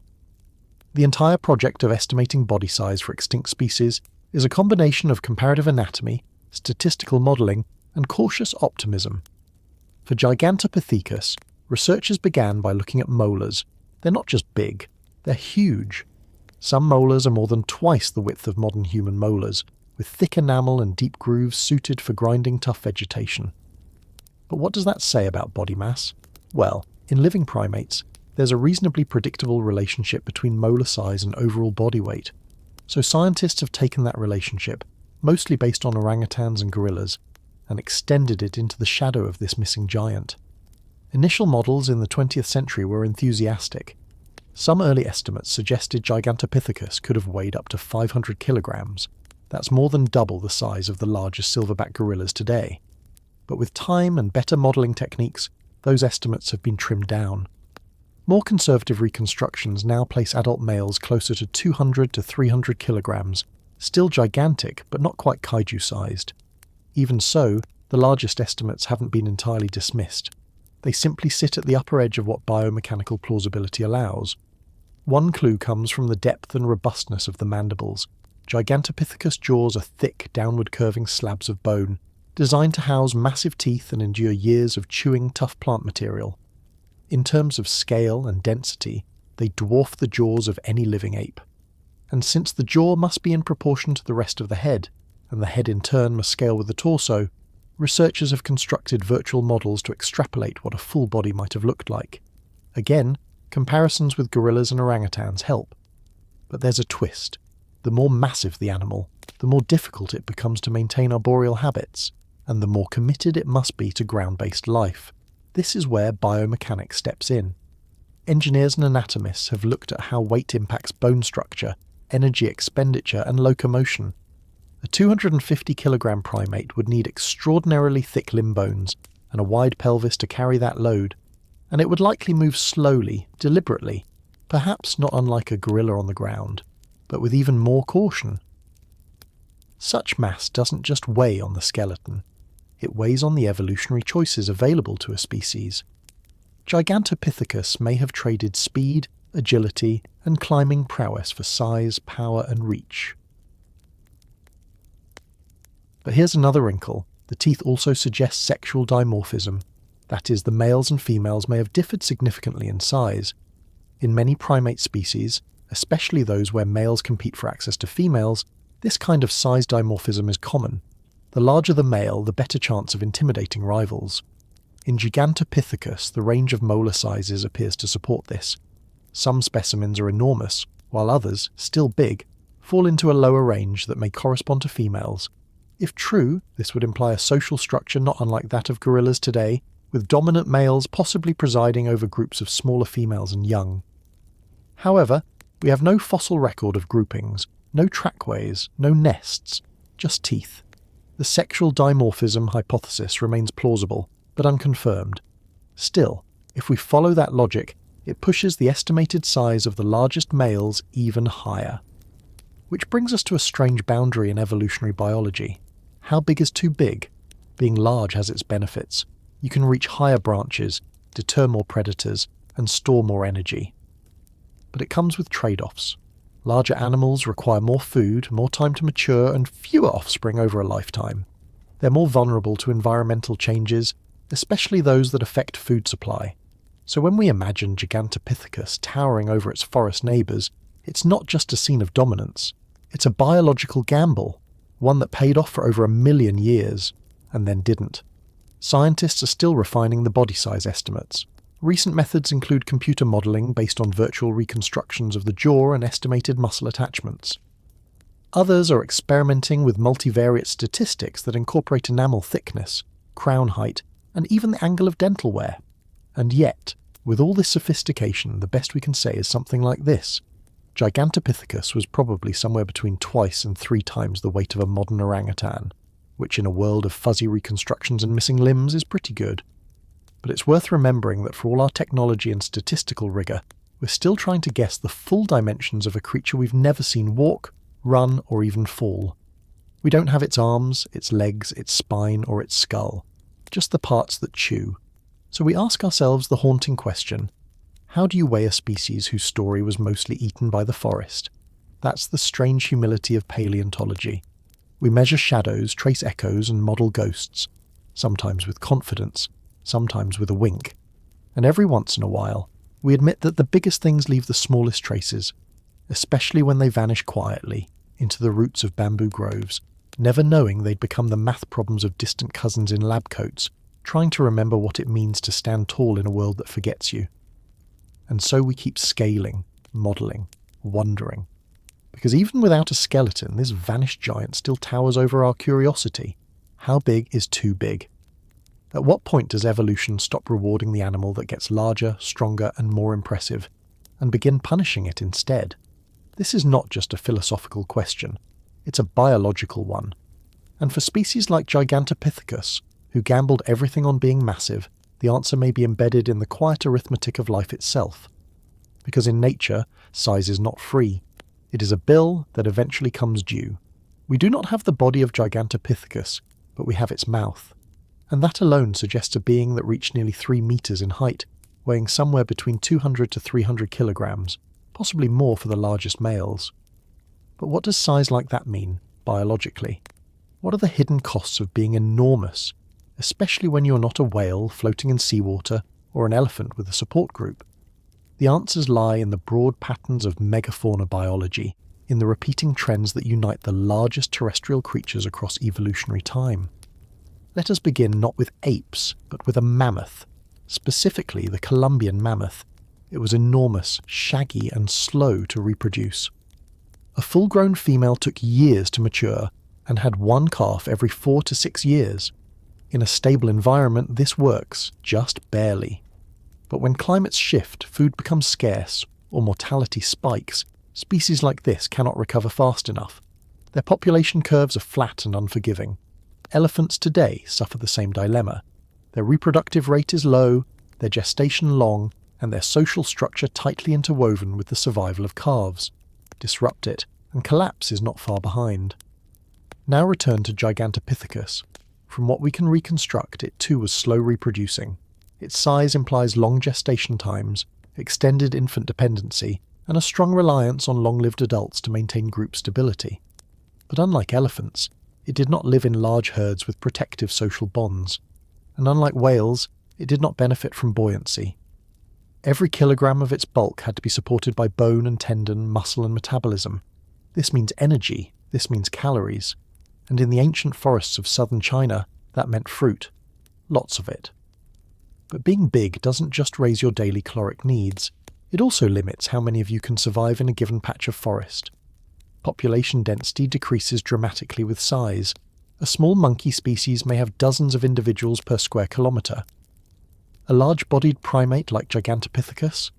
Possibly fewer than 1 or 2. That matters. It means fewer mates. It means longer travel to find one. It means higher risk when an adult dies. If you are a large species with a small, scattered population, extinction doesn't need to come like a thunderbolt. It can arrive slowly, mathematically, invisibly, through what scientists call a demographic death spiral. This is not speculation. It is a well-documented pattern. The Pleistocene megafauna extinctions, which wiped out mammoths, giant ground sloths, woolly rhinos, and more across the globe, share one thing in common: body mass. Species above a certain size threshold tend to vanish when ecosystems are stressed, not because they're weaker, but because they're slower in every way that matters. Slower to grow, slower to reproduce, slower to adapt. Biologists refer to this as the trade-off between K-selected and R-selected species. The former invest heavily in a few offspring. The latter scatter thousands into the world and hope a few survive. Gigantopithecus, like the mammoth and the moa, was a textbook K-strategist. That strategy works, until the world changes faster than you can. Now consider sexual dimorphism. Based on the size variation in fossil mandibles and molars, it's likely that males of Gigantopithecus were significantly larger than females. This is a common pattern in species where male competition is high. Think gorillas, or even walruses. Large males dominate access to mates, leading to evolutionary pressure for even larger bodies. But this creates another cost. You're not just feeding one big body anymore, you're feeding 2, disproportionately. Males become enormous, but contribute little to offspring care. Females carry the reproductive burden, but must also navigate a landscape filled with aggressive males. When populations decline, this imbalance becomes a liability. A small group of stressed females can support only so many oversized males before the whole system tips. Add to this the issue of mobility. Big animals often move less, their energetic costs are too high. Gigantopithecus, likely bound to the forest floor by its size, may have had limited ability to relocate when food supplies failed. Compare this to smaller primates, gibbons, langurs, even macaques, who can travel farther, climb higher, and exploit more diverse resources. Evolution rewarded their flexibility. It punished the specialization of the giant. The story repeats in other lineages. The giant lemurs of Madagascar, some the size of gorillas, are all gone. The towering short-faced bear of North America, once the largest terrestrial carnivore on Earth, vanished after the last ice age. Even in deep prehistory we see the same pattern. Gigantism blooms in ecological niches, thrives for a time, and then falters when the niche shifts or disappears. Size is a seductive evolutionary path, but it often ends in a cul-de-sac. There is a reason most surviving species are not giants. But this is not a moral lesson. Nature is not fair, and it does not prefer the small or the meek. It simply follows the rules of energy, reproduction, and adaptation. The gamble of Gigantopithecus was not foolish. It was spectacular. For millions of years it succeeded. It became the largest known ape in history. It filled its forest with slow, deliberate motion and enormous jaws capable of cracking the toughest fruit. It carved out a role that no other primate had ever held, and it held it longer than our own species has even existed. Still, we wonder, was there a limit, a ceiling to primate ambition? Is there a size beyond which apes cannot survive in the long term? Biomechanical models suggest that beyond a certain mass, primates begin to suffer too many trade-offs: reduced agility, slower growth, increased food dependence, and thinner reproductive margins. And while Gigantopithecus was not alone in pushing these boundaries, it may have been one of the few to push them this far. We will never know how it moved. We may never find a full skeleton, but we can read the cautionary curves of life history theory, of population ecology, of comparative anatomy. And what they whisper is this: biology does not negotiate with ambition. It allows it, it observes it, and then it tests it. For Gigantopithecus, the test lasted millions of years, but even that was not enough, and so the largest ape fades not with a bang, but with a statistical whimper. Not in fire or violence, but in the quiet, recursive math of evolutionary fragility. No catastrophe needed, just time, just size, just the slow ticking of reproductive odds against a body too big to change. Was that gamble worth it? Perhaps it was. For 2 million years, Gigantopithecus won, and maybe for an ape, that's all you get. It is easy to romanticize fruit, to imagine the sweet burst of sugar as something eternal and generous, as if the forest simply gives it away. But fruit is a seasonal gamble, and for an animal as large as Gigantopithecus, this sugary prize may have been less of a treat and more of a ticking clock. Because when you live your life on fruit and you're the size of a small car, you are at the mercy of the trees, and the trees do not care if you are hungry. For a long time, it was assumed that Gigantopithecus ate just about anything. How could it not? With a mass well over 200 kilograms and possibly pushing toward 300 in some males, it must have required massive quantities of calories each day. And yet the fossil record does not support a diet of desperate omnivory. What it shows instead, quietly but persistently, is preference. A stubborn, evolutionary commitment to sweetness. This idea began with the teeth. Fossilized molars of Gigantopithecus Blacki are wide and flat, covered in thick enamel, built for crushing rather than tearing. And for decades, the prevailing assumption was that this meant a diet of fibrous plants, maybe even bamboo. That interpretation made sense, especially given the association with dense southern Chinese forests. But then came the microscopic data. Chemical signatures hiding inside enamel, locked in by ancient time and only released through modern analysis. Carbon isotope analysis revealed that Gigantopithecus was a C3 specialist. This meant it fed predominantly, perhaps exclusively, on plants that photosynthesize in shaded, humid conditions, forest plants, and more specifically it pointed to a frugivorous pattern. Tooth wear and phytoliths from dental calculus showed evidence of seeds, fruit fibers, and soft plant tissues, not grass, not bark, not roots, fruit, and not just any fruit. It likely preferred ripe, seasonal, sugary fruit that bloomed during peak forest humidity. But here lies the problem. Fruit, like all good things, is limited. It appears seasonally. It requires pollinators, rainfall, temperature stability, and during lean seasons or drought years, it disappears. Most modern primates that rely on fruit have fallback foods: leaves, bark, insects. Gigantopithecus does not appear to have had such fallback strategies. It was large, slow-moving, and apparently not interested in diversification. When the fruit was abundant, it flourished. When it vanished, Gigantopithecus waited, and waiting, biologically, is expensive. Frugivory in large primates is not unique. Modern orangutans are also heavily frugivorous and experience measurable physiological stress during low fruit seasons. They lose weight, they shrink their daily ranges, females may delay reproduction, and orangutans are half the size of Gigantopithecus. Extrapolate that fragility, and you begin to see how even a brief interruption in fruit supply could have real consequences. Scientists studying the fossil record have noted that Gigantopithecus shows few signs of dietary shift, even as ecosystems change slowly during the mid-Pleistocene.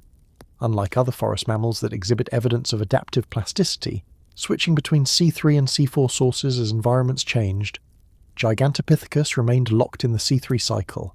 Its ecological niche did not bend, it broke. This is not just a story about fruit, it is a story about specialization. In evolutionary biology, specialization is both a triumph and a risk. It allows species to exploit narrow niches with astonishing efficiency. Think of the anteater's tongue, the panda's thumb, the koala's eucalyptus addiction. These adaptations are brilliant but brittle. They work until they don't, and when the system around them changes, the specialist is left with fewer cards to play. There's a term used in ecology, ecological trap. It describes a situation where an animal continues to prefer a once reliable resource or behaviour, even after that preference becomes maladaptive. Gigantopithecus may not have been trapped in the modern sense, but its dietary fidelity hints at a similar bind. It had evolved to prefer a food that was no longer always there, and its size, its gut, its metabolism, all demanded it continue eating as if it were. Could it have changed? Could natural selection have pulled the species slowly toward a broader diet? A smaller size? A different behaviour? Possibly. But evolution requires time and viable populations. It requires selection pressure acting on variation, and by the time seasonal stress began hitting hard, it's likely that Gigantopithecus populations were already small and scattered. Change, if it came, would have been slow. Too slow. There is something quietly tragic about an animal undone not by violence or predators, but by its own preferences, by sweetness, by the rhythm of trees and rain. It lived by fruit, and in time, perhaps, it starved by it, not in a dramatic instant, but over generations, slowly failing to thrive. There is no fossil record of hunger, no skeletal remains of the last individual standing beneath an empty fig tree. But the pattern speaks. This is where size and diet collide. Large body mass means fewer fallback options. Frugivory means dependency on timing, and the combination means fragility under pressure. That's not a flaw in evolution. It's a consequence. Every species is a compromise between what it wants and what it can afford. Gigantopithecus wanted fruit. It built itself around that desire, and for a very long time that was enough. But nothing in nature stays the same, and no niche, however sweet, lasts forever. So what happens to a giant when the fruit runs out? Maybe nothing. Maybe it waits, and maybe, in the waiting, it fades. It did not begin with an apocalypse. No crashing asteroid, no sudden freeze, no mammoth swept off the plains or skies blackened with ash. Instead, it began the way most extinctions do, with a shift in the rhythm, a delayed monsoon, a dry season that lasted just a little longer, a fruit tree that bore less and dropped sooner. Not every creature notices these changes, not at first, but for some, the ones tethered most tightly to the forest's calendar, the ones who cannot roam far or fast, the ones whose hunger was calibrated to the sweetness of a particular season. The forest's hesitation is felt as something deeper than weather. It feels like betrayal, and it begins quietly to unmake them. Around 400,000 years ago, southern Asia entered a new and volatile phase. Earth had long been lurching through glacial cycles, epochs of cooling and warming driven by shifts in orbital patterns, solar radiation, and the breathing of carbon between sky and ocean. But now the amplitude of these swings began to increase. Glacial periods grew longer and colder. Interglacials became more brief and erratic, and at the edge of the tropics, where the forest was never as deep or stable as the equator's green heart, the margins began to flicker. The region we now call southern China, a once lush mosaic of subtropical forests, bamboo groves and wet river valleys, began to dry, not in one season, not in 1,000 years, but in pulses, each wave of cold from the north weakening the hold of the canopy. Climate records drawn from speleothems, mineral layers formed in caves, showed significant variation in monsoon intensity, especially between 400,000 and 250,000 years ago. These cave minerals captured the isotopic breath of ancient rain, and they told a story of water retreating. As glaciation advanced in the north, the southern monsoons faltered, pulling moisture away from the interior. Where forests had once stood, grasslands began to creep, and where fruit had once dropped from thick boughs, now there was scrub, thorns, and silence. The paleoecological record in the region reflects this transformation. Pollen samples retrieved from sediment cores show a decline in arboreal species and a rise in grass taxa during these periods. Faunal assemblages begin to shift as well, with forest-dwelling browsers declining and mixed feeding grazers becoming more common. This was not a single collapse, but a reorganisation, a long reshuffling of the ecological deck. Some animals moved, some adapted, others hesitated. Gigantopithecus Blacki, the great reclining shadow of this landscape, had no fossilised footprints to leave. But its absence, over time, becomes a kind of presence. The sediment layers in caves that once held molars the size of small fists begin to show fewer and fewer signs of the giant ape. There is no sudden disappearance, no fossil cliff, only a tapering, a thinning in the geological record. From the earliest thick bands of fruit-rich forest, where its enamel preserved the isotopic memory of mangoes and figs, to the leaner times when the teeth show signs of wear and stress, the trail grows faint, and then it goes quiet. It is difficult to say how far Gigantopithecus could roam. Based on scaling models, its likely mass, upwards of 200 kilograms or more, suggests limited terrestrial mobility. Unlike smaller primates that could range widely in search of fallback foods, or even climb to seasonal fruit patches, this ape was anchored by its own enormity. A specialisation, once its strength, became a tether. The fruit-rich patches that remained became fewer and farther between, and the odds of a solitary or even small-banded giant ape crossing dry corridors to reach new oases diminished with every 1,000-year cooling phase. In evolutionary terms, this is not failure, it is constraint. The same size that allowed Gigantopithecus to monopolise its niche, to browse vast amounts of soft vegetation, intimidate smaller competitors, perhaps even reshape the forest around it through its foraging patterns, also limited its options. Specialisation in stable environments often works until the stability fades, and during the Middle Pleistocene, stability was in short supply. Modern reconstructions based on climate proxies, oxygen isotopes, speleothem data, and global ice volume estimates paint a portrait of increasing variability. For an animal whose biology was tuned to the abundance of the warm-wet periods, the growing unpredictability of rainfall, seasonality, and forest density was not just inconvenient, it was existential. This does not mean the forest vanished. Even today, southern China holds rich subtropical zones. But during the critical window between 400,000 and 250,000 years ago, the composition, extent, and connectivity of those forests shifted dramatically. In some regions, bamboo groves may have persisted. In others, deciduous elements may have dominated. But the dependable, year-round fruiting systems that supported the metabolic needs of a 200-kilogram frugivore likely did not. We can see similar pressures mirrored in other species. In South America, the giant ground sloths faced their own drought-driven range contractions. In Africa, elephants migrated in response to aridity pulses.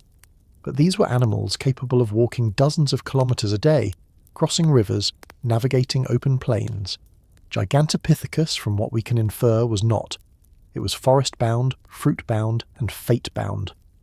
There's a quiet tragedy in that. To be so large, so dominant, and yet so utterly vulnerable to something as gentle as rainfall. Not a predator, not a plague. Just the slow withdrawal of cloud and canopy. In the end, perhaps that is the lesson this ape leaves behind. Not one of violence or conquest, but of dependency. Of how even the greatest among us may be undone by the smallest drift in the world we thought would never change. And that raises the question, if climate alone can begin to unmake a giant, what else might it quietly unravel before we notice? The forest does not shout, it recedes. It is one thing to vanish suddenly, to go out with a bang, leave a crater or fossilise in mid-step. But what if extinction creeps in sideways? What if it feels less like a death and more like a thinning? This is what the fossil record whispers about the final age of Gigantopithecus, a species that had ruled the fruit-heavy forests of southern China for nearly 2 million years did not fall off the map in a single event. Instead, the evidence suggests a long tapering, like the last light of a match you did not know was burning down.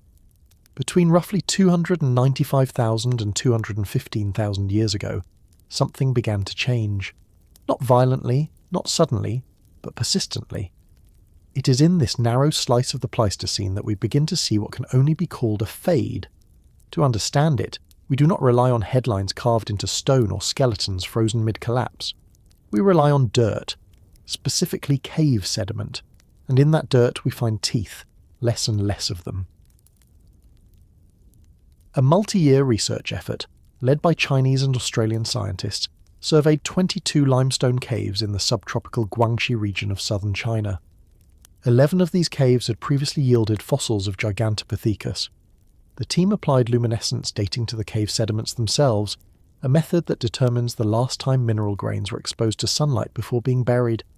In parallel, they used uranium-thorium dating on the fossilised teeth and jaw fragments to constrain their age more precisely. What emerged was a ghost curve of demographic decline. Older cave layers, some dating as far back as 2 million years ago, contained dozens, sometimes hundreds, of Gigantopithecus teeth. But in the layers dating between 295,000 and 215,000 years ago, that frequency drops dramatically. In some caves, from dozens of specimens to just 3 or 4, in others to none. If you lined up the teeth across time, it would look like the population was breathing out and never inhaling again. This is not just about raw numbers, it is about range. Earlier in its tenure, Gigantopithecus had a broader distribution across the caste systems of southern China. But in these final millennia, the species seems to vanish from its outermost sites, retreating toward a core habitat, possibly a shrinking pocket of favourable forest.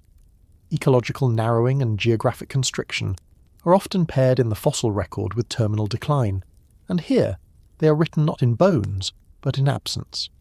Importantly, these conclusions come not from a single heroic discovery, but from the cumulative silence of dozens of carefully sifted sites. And that matters, because extinction, despite what popular imagination prefers, is rarely punctual. It does not usually arrive with a timestamp or a final fossil. More often, it behaves like entropy, not a thing that happens, but a thing that accumulates. The drop in dental frequency is not the story of a death. It is the story of a species slowly running out of places to be. There is no evidence of a replacement predator, no signs of catastrophe or invasion, just the slow erosion of presence. And what may have made Gigantopithecus so successful for so long, its reliance on forest fruit, its sheer size, its niche stability, may also have made it unable to pivot. While the forest changed around it, it likely stayed put.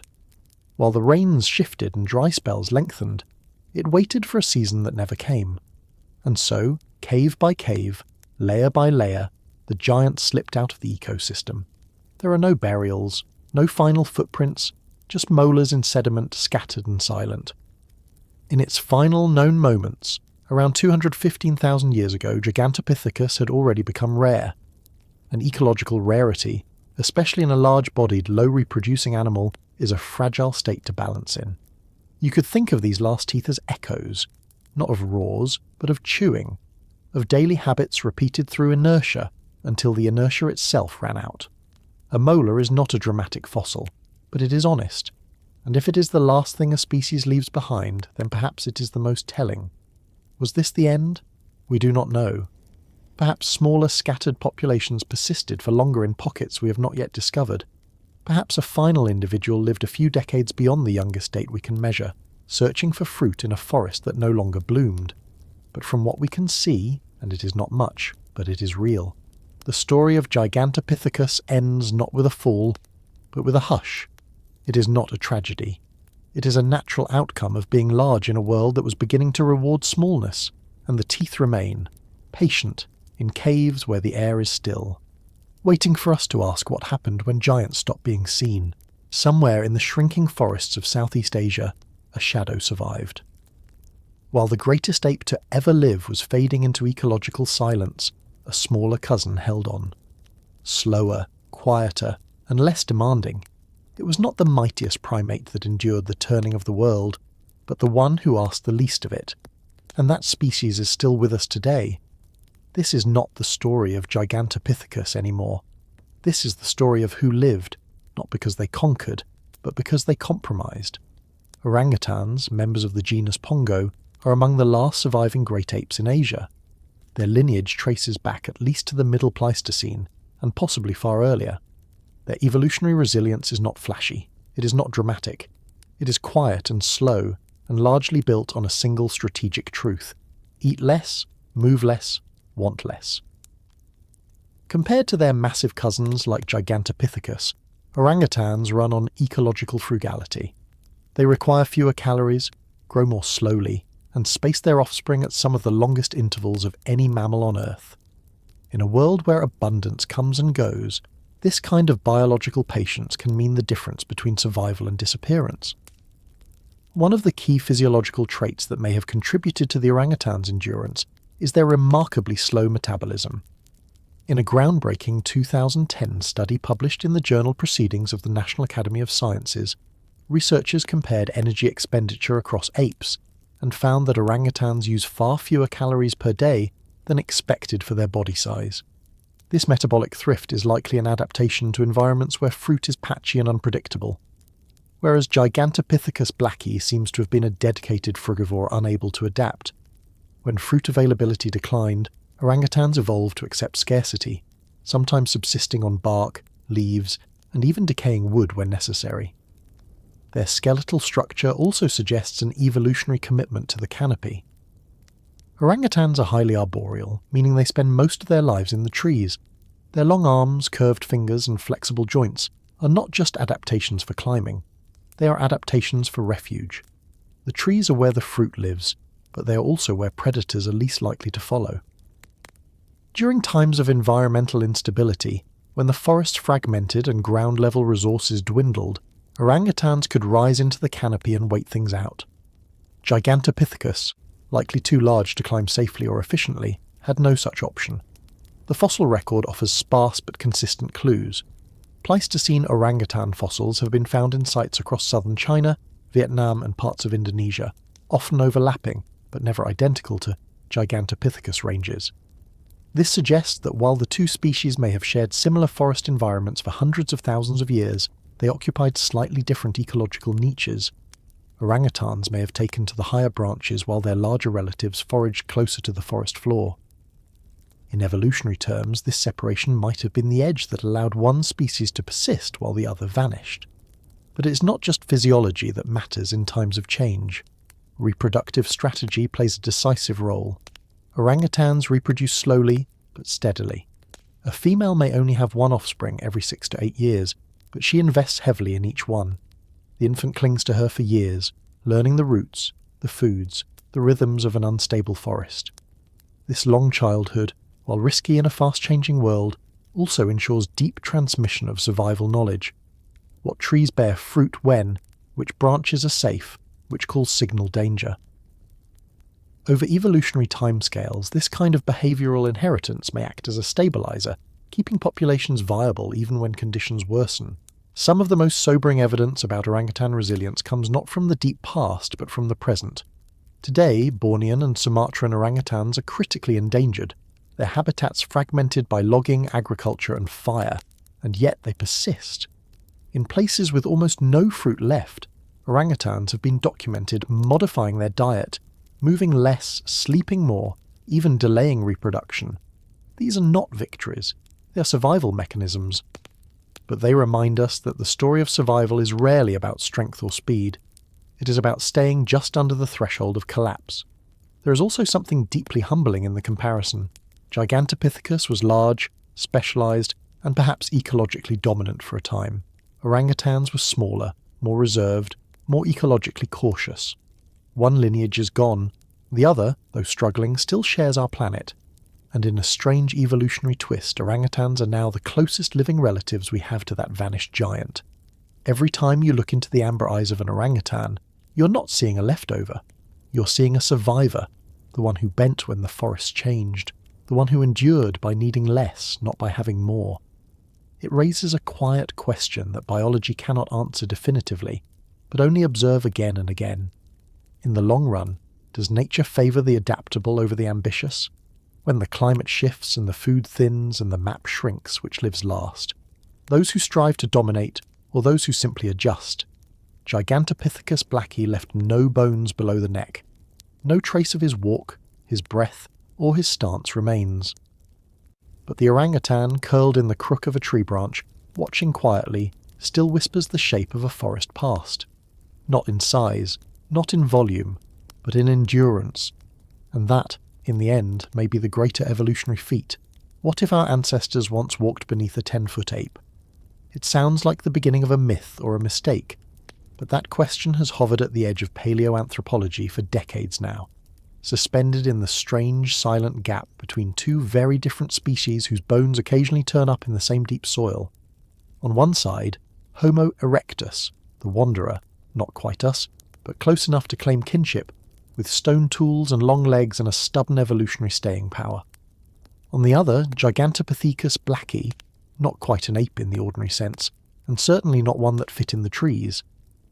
And yet there they are, scattered in time and space across southern China and mainland Southeast Asia, in a world now mostly swallowed by forest, flood and time.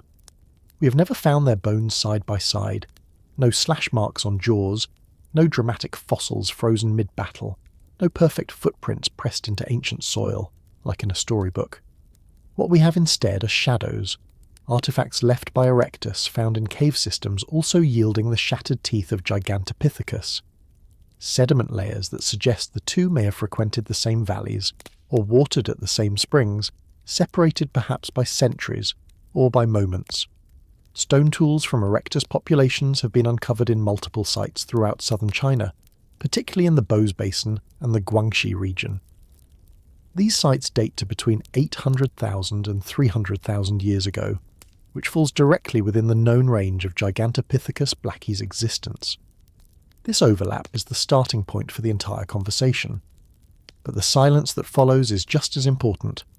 We know Homo erectus was remarkably adaptable.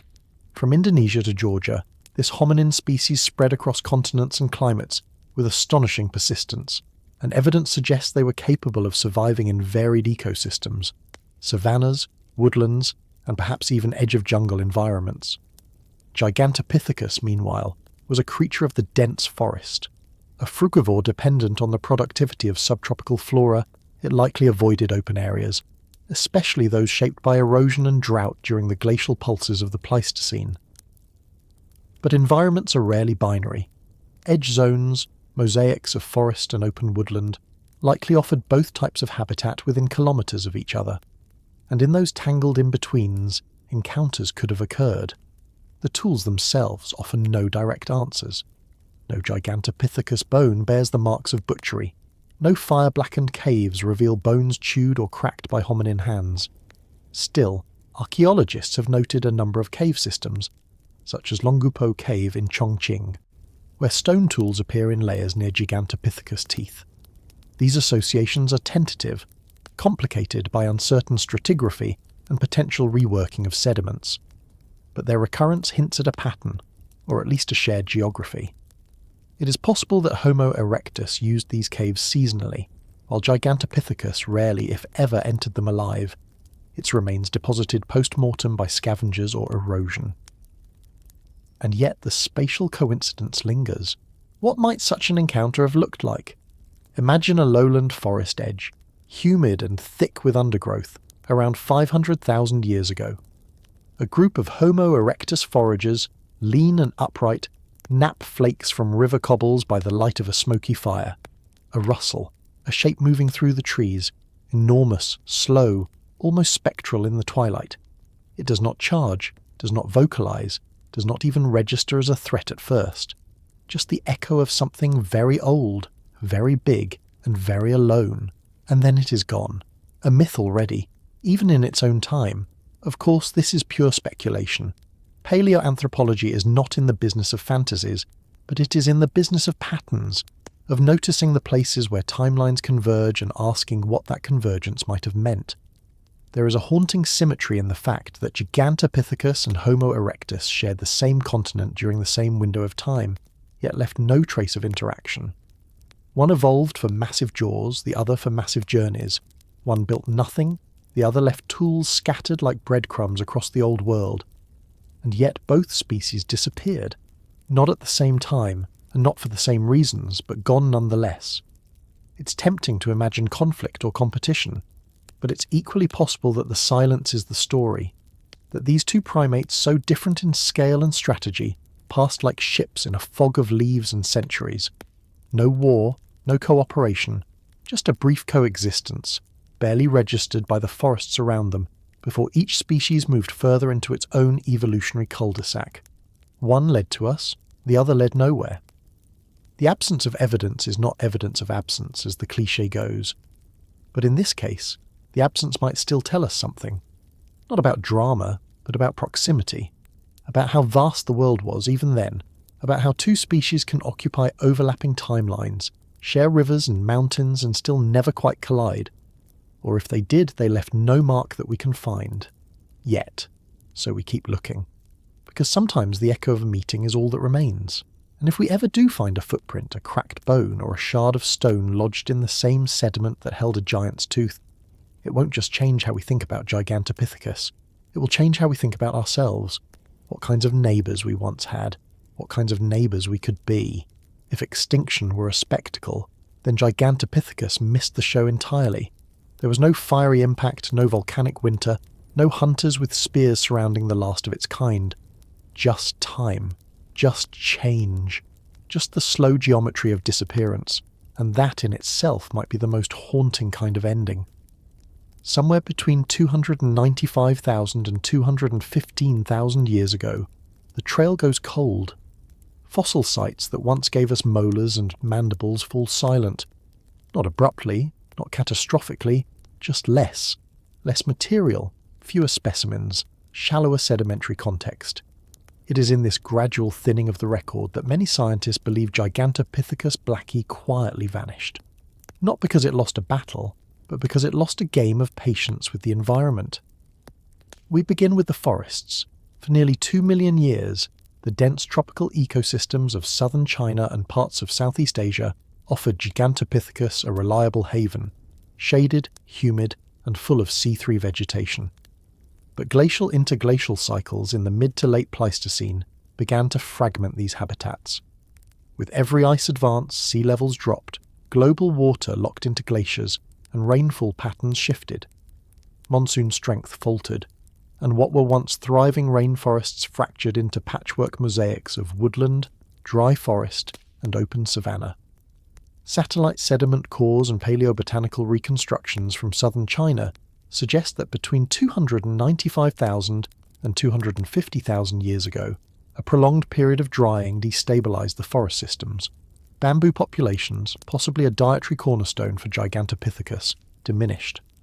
Evergreen canopies receded. With these shifts came ecological pressure that may have been manageable for generalists. But Gigantopithecus, by all evidence, was not a generalist.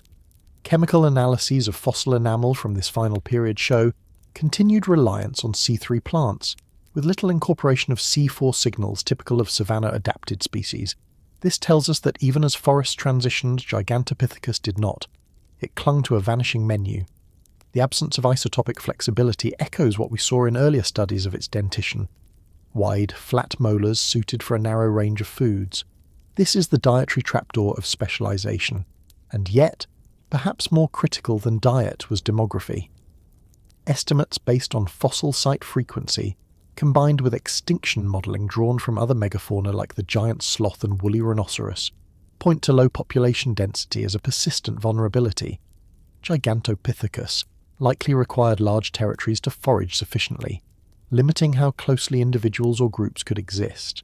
Add in a slow, reproductive cycle, potentially mirroring that of extant great apes like gorillas, and the population math becomes fragile. A small, slow-breeding population spread thinly across a shrinking habitat. That's not a recipe for resilience. It's a setup for stochastic collapse. One bad generation, one drought year, one failed fruiting season, one disease wave, and the bounce-back window closes.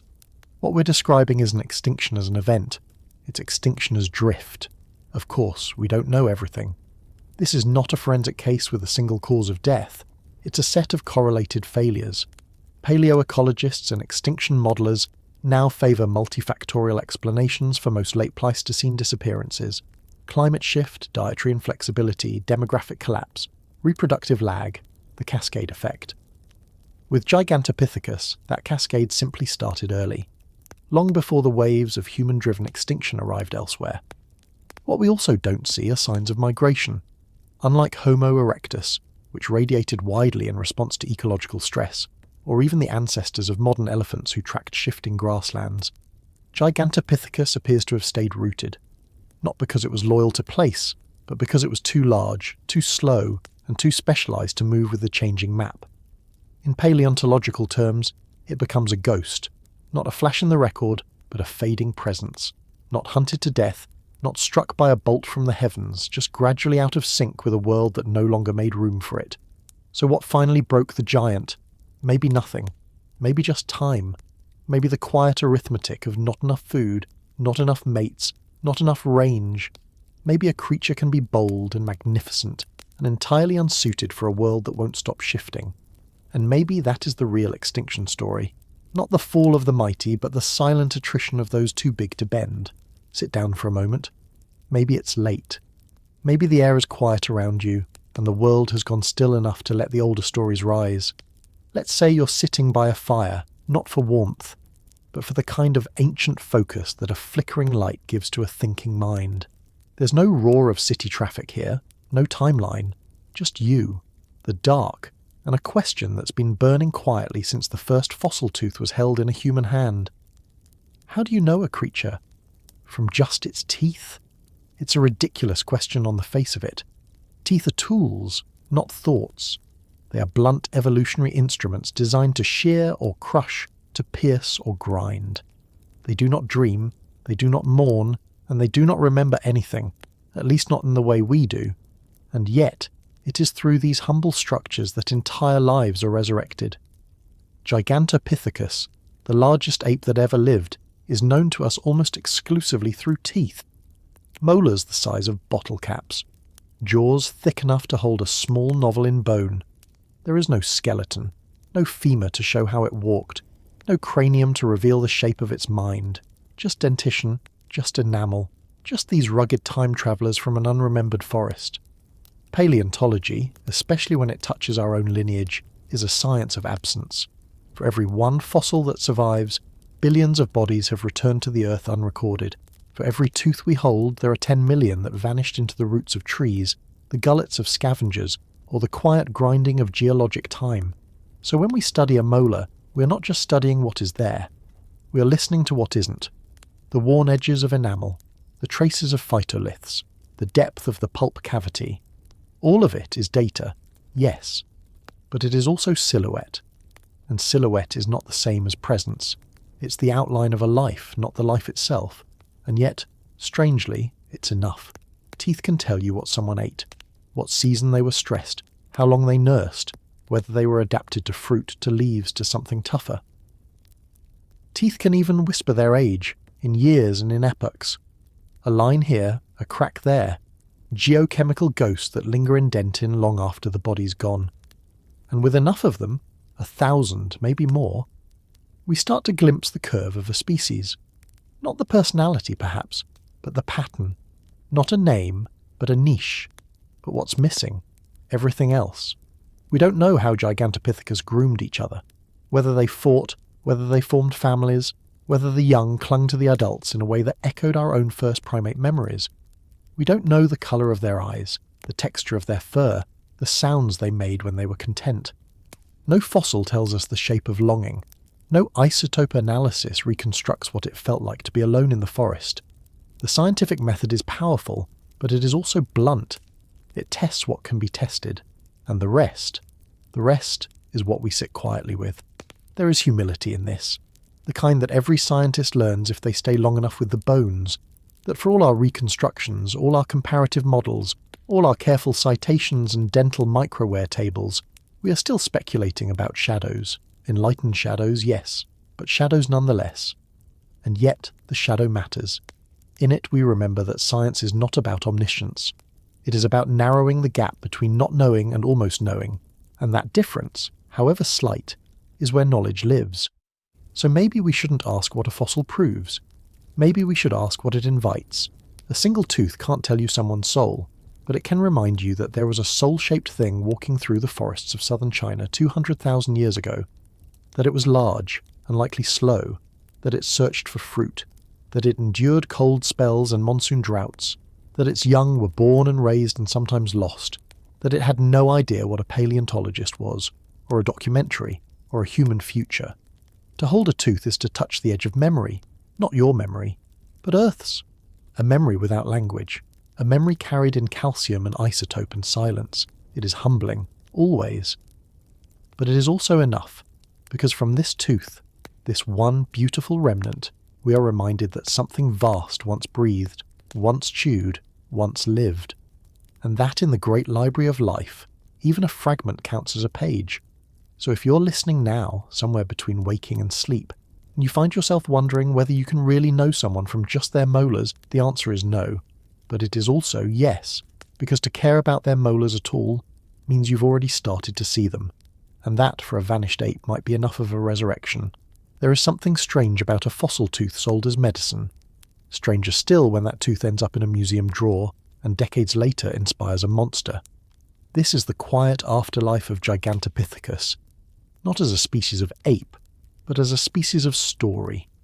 Somewhere between paleontology and folklore, between the molar and the myth, the lines blur.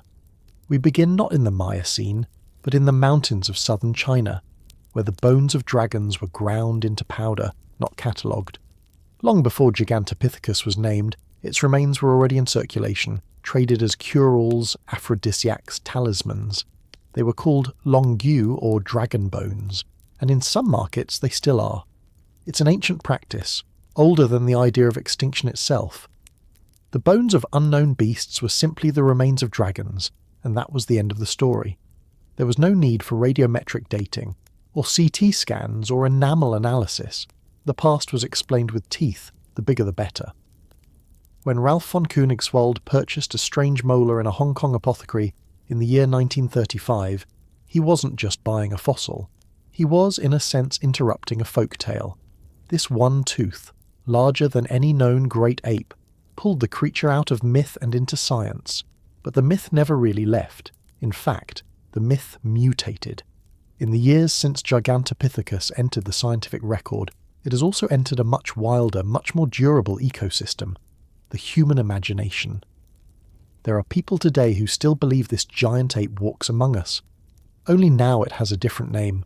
Sometimes it's Bigfoot, sometimes it's Yeren, sometimes it's Yeti. But the pattern is familiar. Something huge, something bipedal, something hiding in the deep woods. We don't need much evidence. Just a blurry photo, a strange footprint, or the whisper of an ancient name. The Yeren, in particular, has a strange overlap with Gigantopithecus. In Chinese folklore, the Yeren is a shaggy human-like ape said to dwell in the remote forests of Hubei and Sichuan.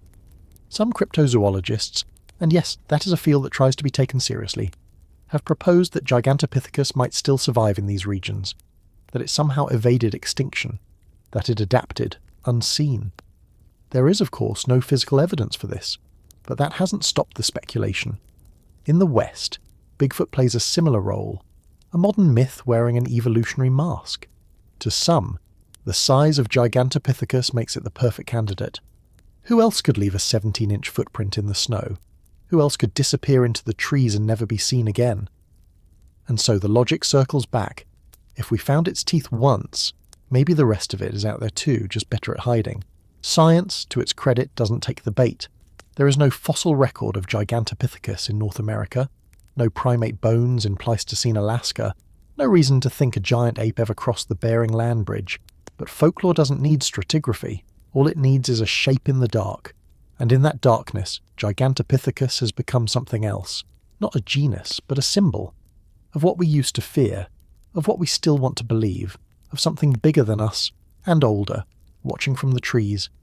Even in museums this mythic energy lingers. Gigantopithecus reconstructions are rare, because there are no postcranial bones to work with. But that hasn't stopped artists and curators from imagining.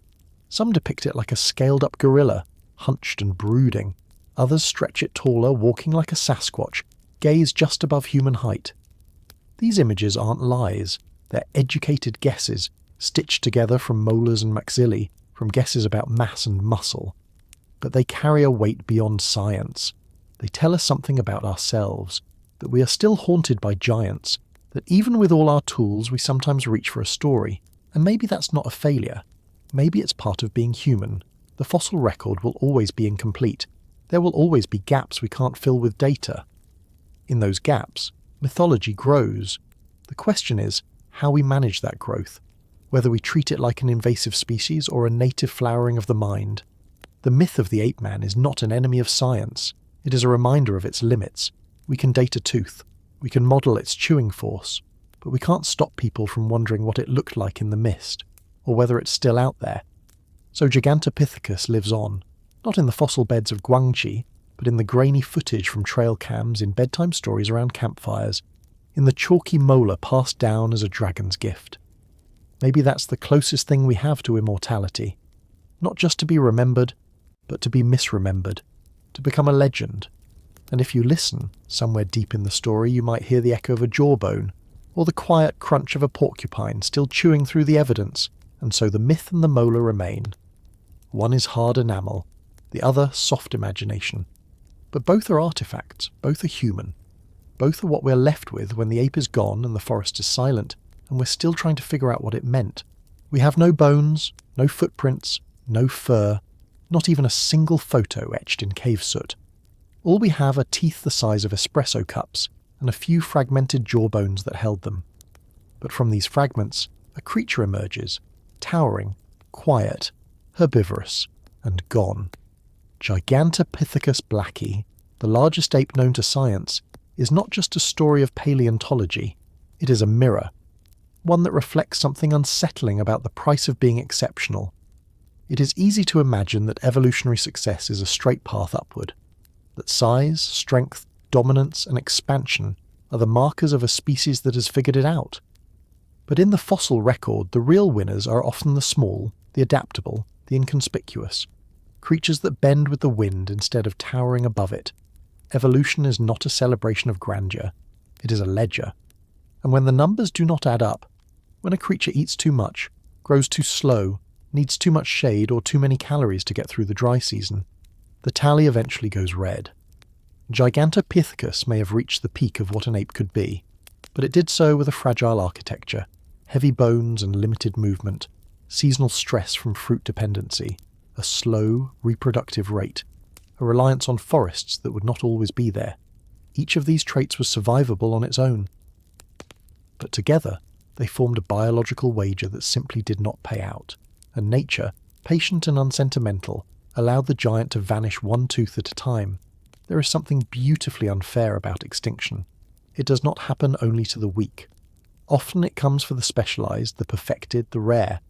The things that had carved out a niche so fine-tuned it could not tolerate the slightest variation. In that sense, Gigantopithecus was not outcompeted or hunted or outsmarted. It was simply unsuited for what came next. And yet, despite how little we have, no femurs, no ribs, no skulls, we remember him. Because something in us recognizes the shape of loss. We see the forest fall around a body we never touched. We trace the enamel ridges of a jaw we never heard breathe, and we recognize that even among the family of apes, being big is no guarantee of permanence. Perhaps the story of Gigantopithecus is not about what evolution can build, but what it chooses to keep. We are still here.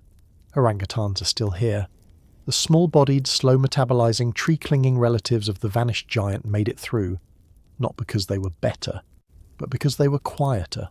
So what remains is a kind of whispered lesson, one you might hear as you lie in bed, listening to the hum of your own breath.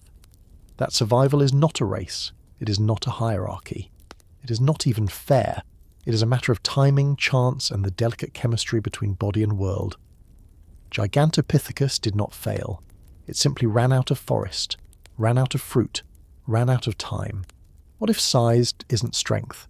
What if extinction is the price of being too much?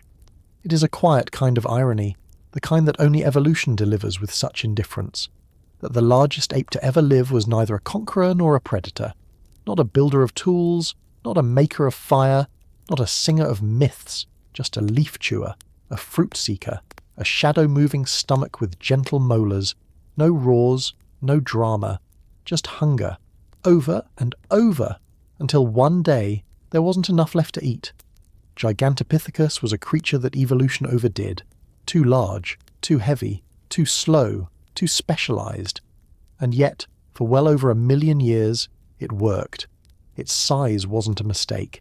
It was a strategy, an experiment. Nature's attempt at solving the jungle equation differently. You don't always need to be clever if you're massive. You don't always need to run when you can simply reach higher. But when the forest shrinks, and the fruit thins, and the rains forget to fall, even the tallest reach can't help you. It's easy to project heroism or foolishness onto extinction, as if every vanishing is a moral story. But the fossil record is not a parable. It's a ledger, a list of biological experiments and the odds they played. Gigantopithecus didn't fail. It just bet on abundance, and lost. We will likely never know its true posture, its gait, the sound of its breath, or the weight of its presence on the forest floor. We won't know the colour of its coat, the curve of its face, or how it looked at others of its kind. But we know it was here. We know that dragon teeth sold in old Chinese pharmacies once belonged to it. We know that it lived long enough to make an imprint in sediment and enamel, but not long enough to tell its own story. That's where we come in.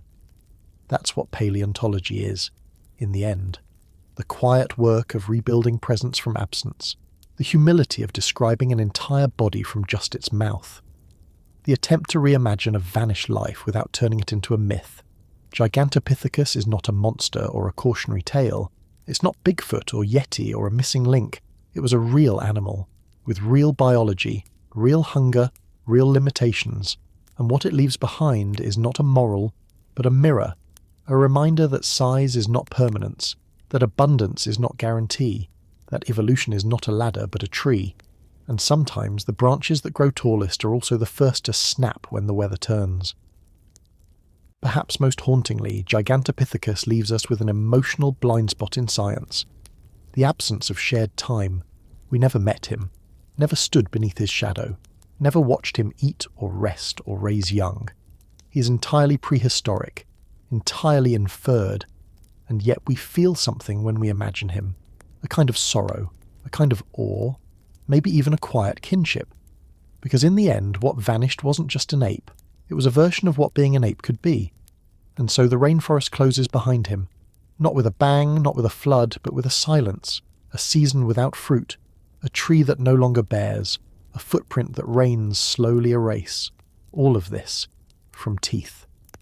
And so now we sit, thousands of centuries later, puzzling over molars and fragments, spinning tales from enamel and isotope. We will likely never know everything, and maybe that's all right. Because even the act of trying, of gathering what we can from what remains, is its own kind of reverence. If the world had been slightly different, if the climate had shifted slower, if fruit trees had held on just a little longer, maybe Gigantopithecus would still be watching us now. Not from myth, not from stories, but from some quiet branch above, wondering what happened to all the tiny, noisy apes who came after him. Thank you, fellow sapiens, for wandering this timeline with me, for drifting into deep time, for slowing down and remembering.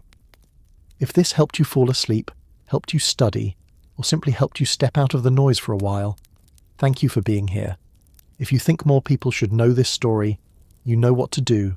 Like, subscribe, share it with the sapiens in your life, and tell me, are you listening before bed, while working, or somewhere in the world I can only imagine?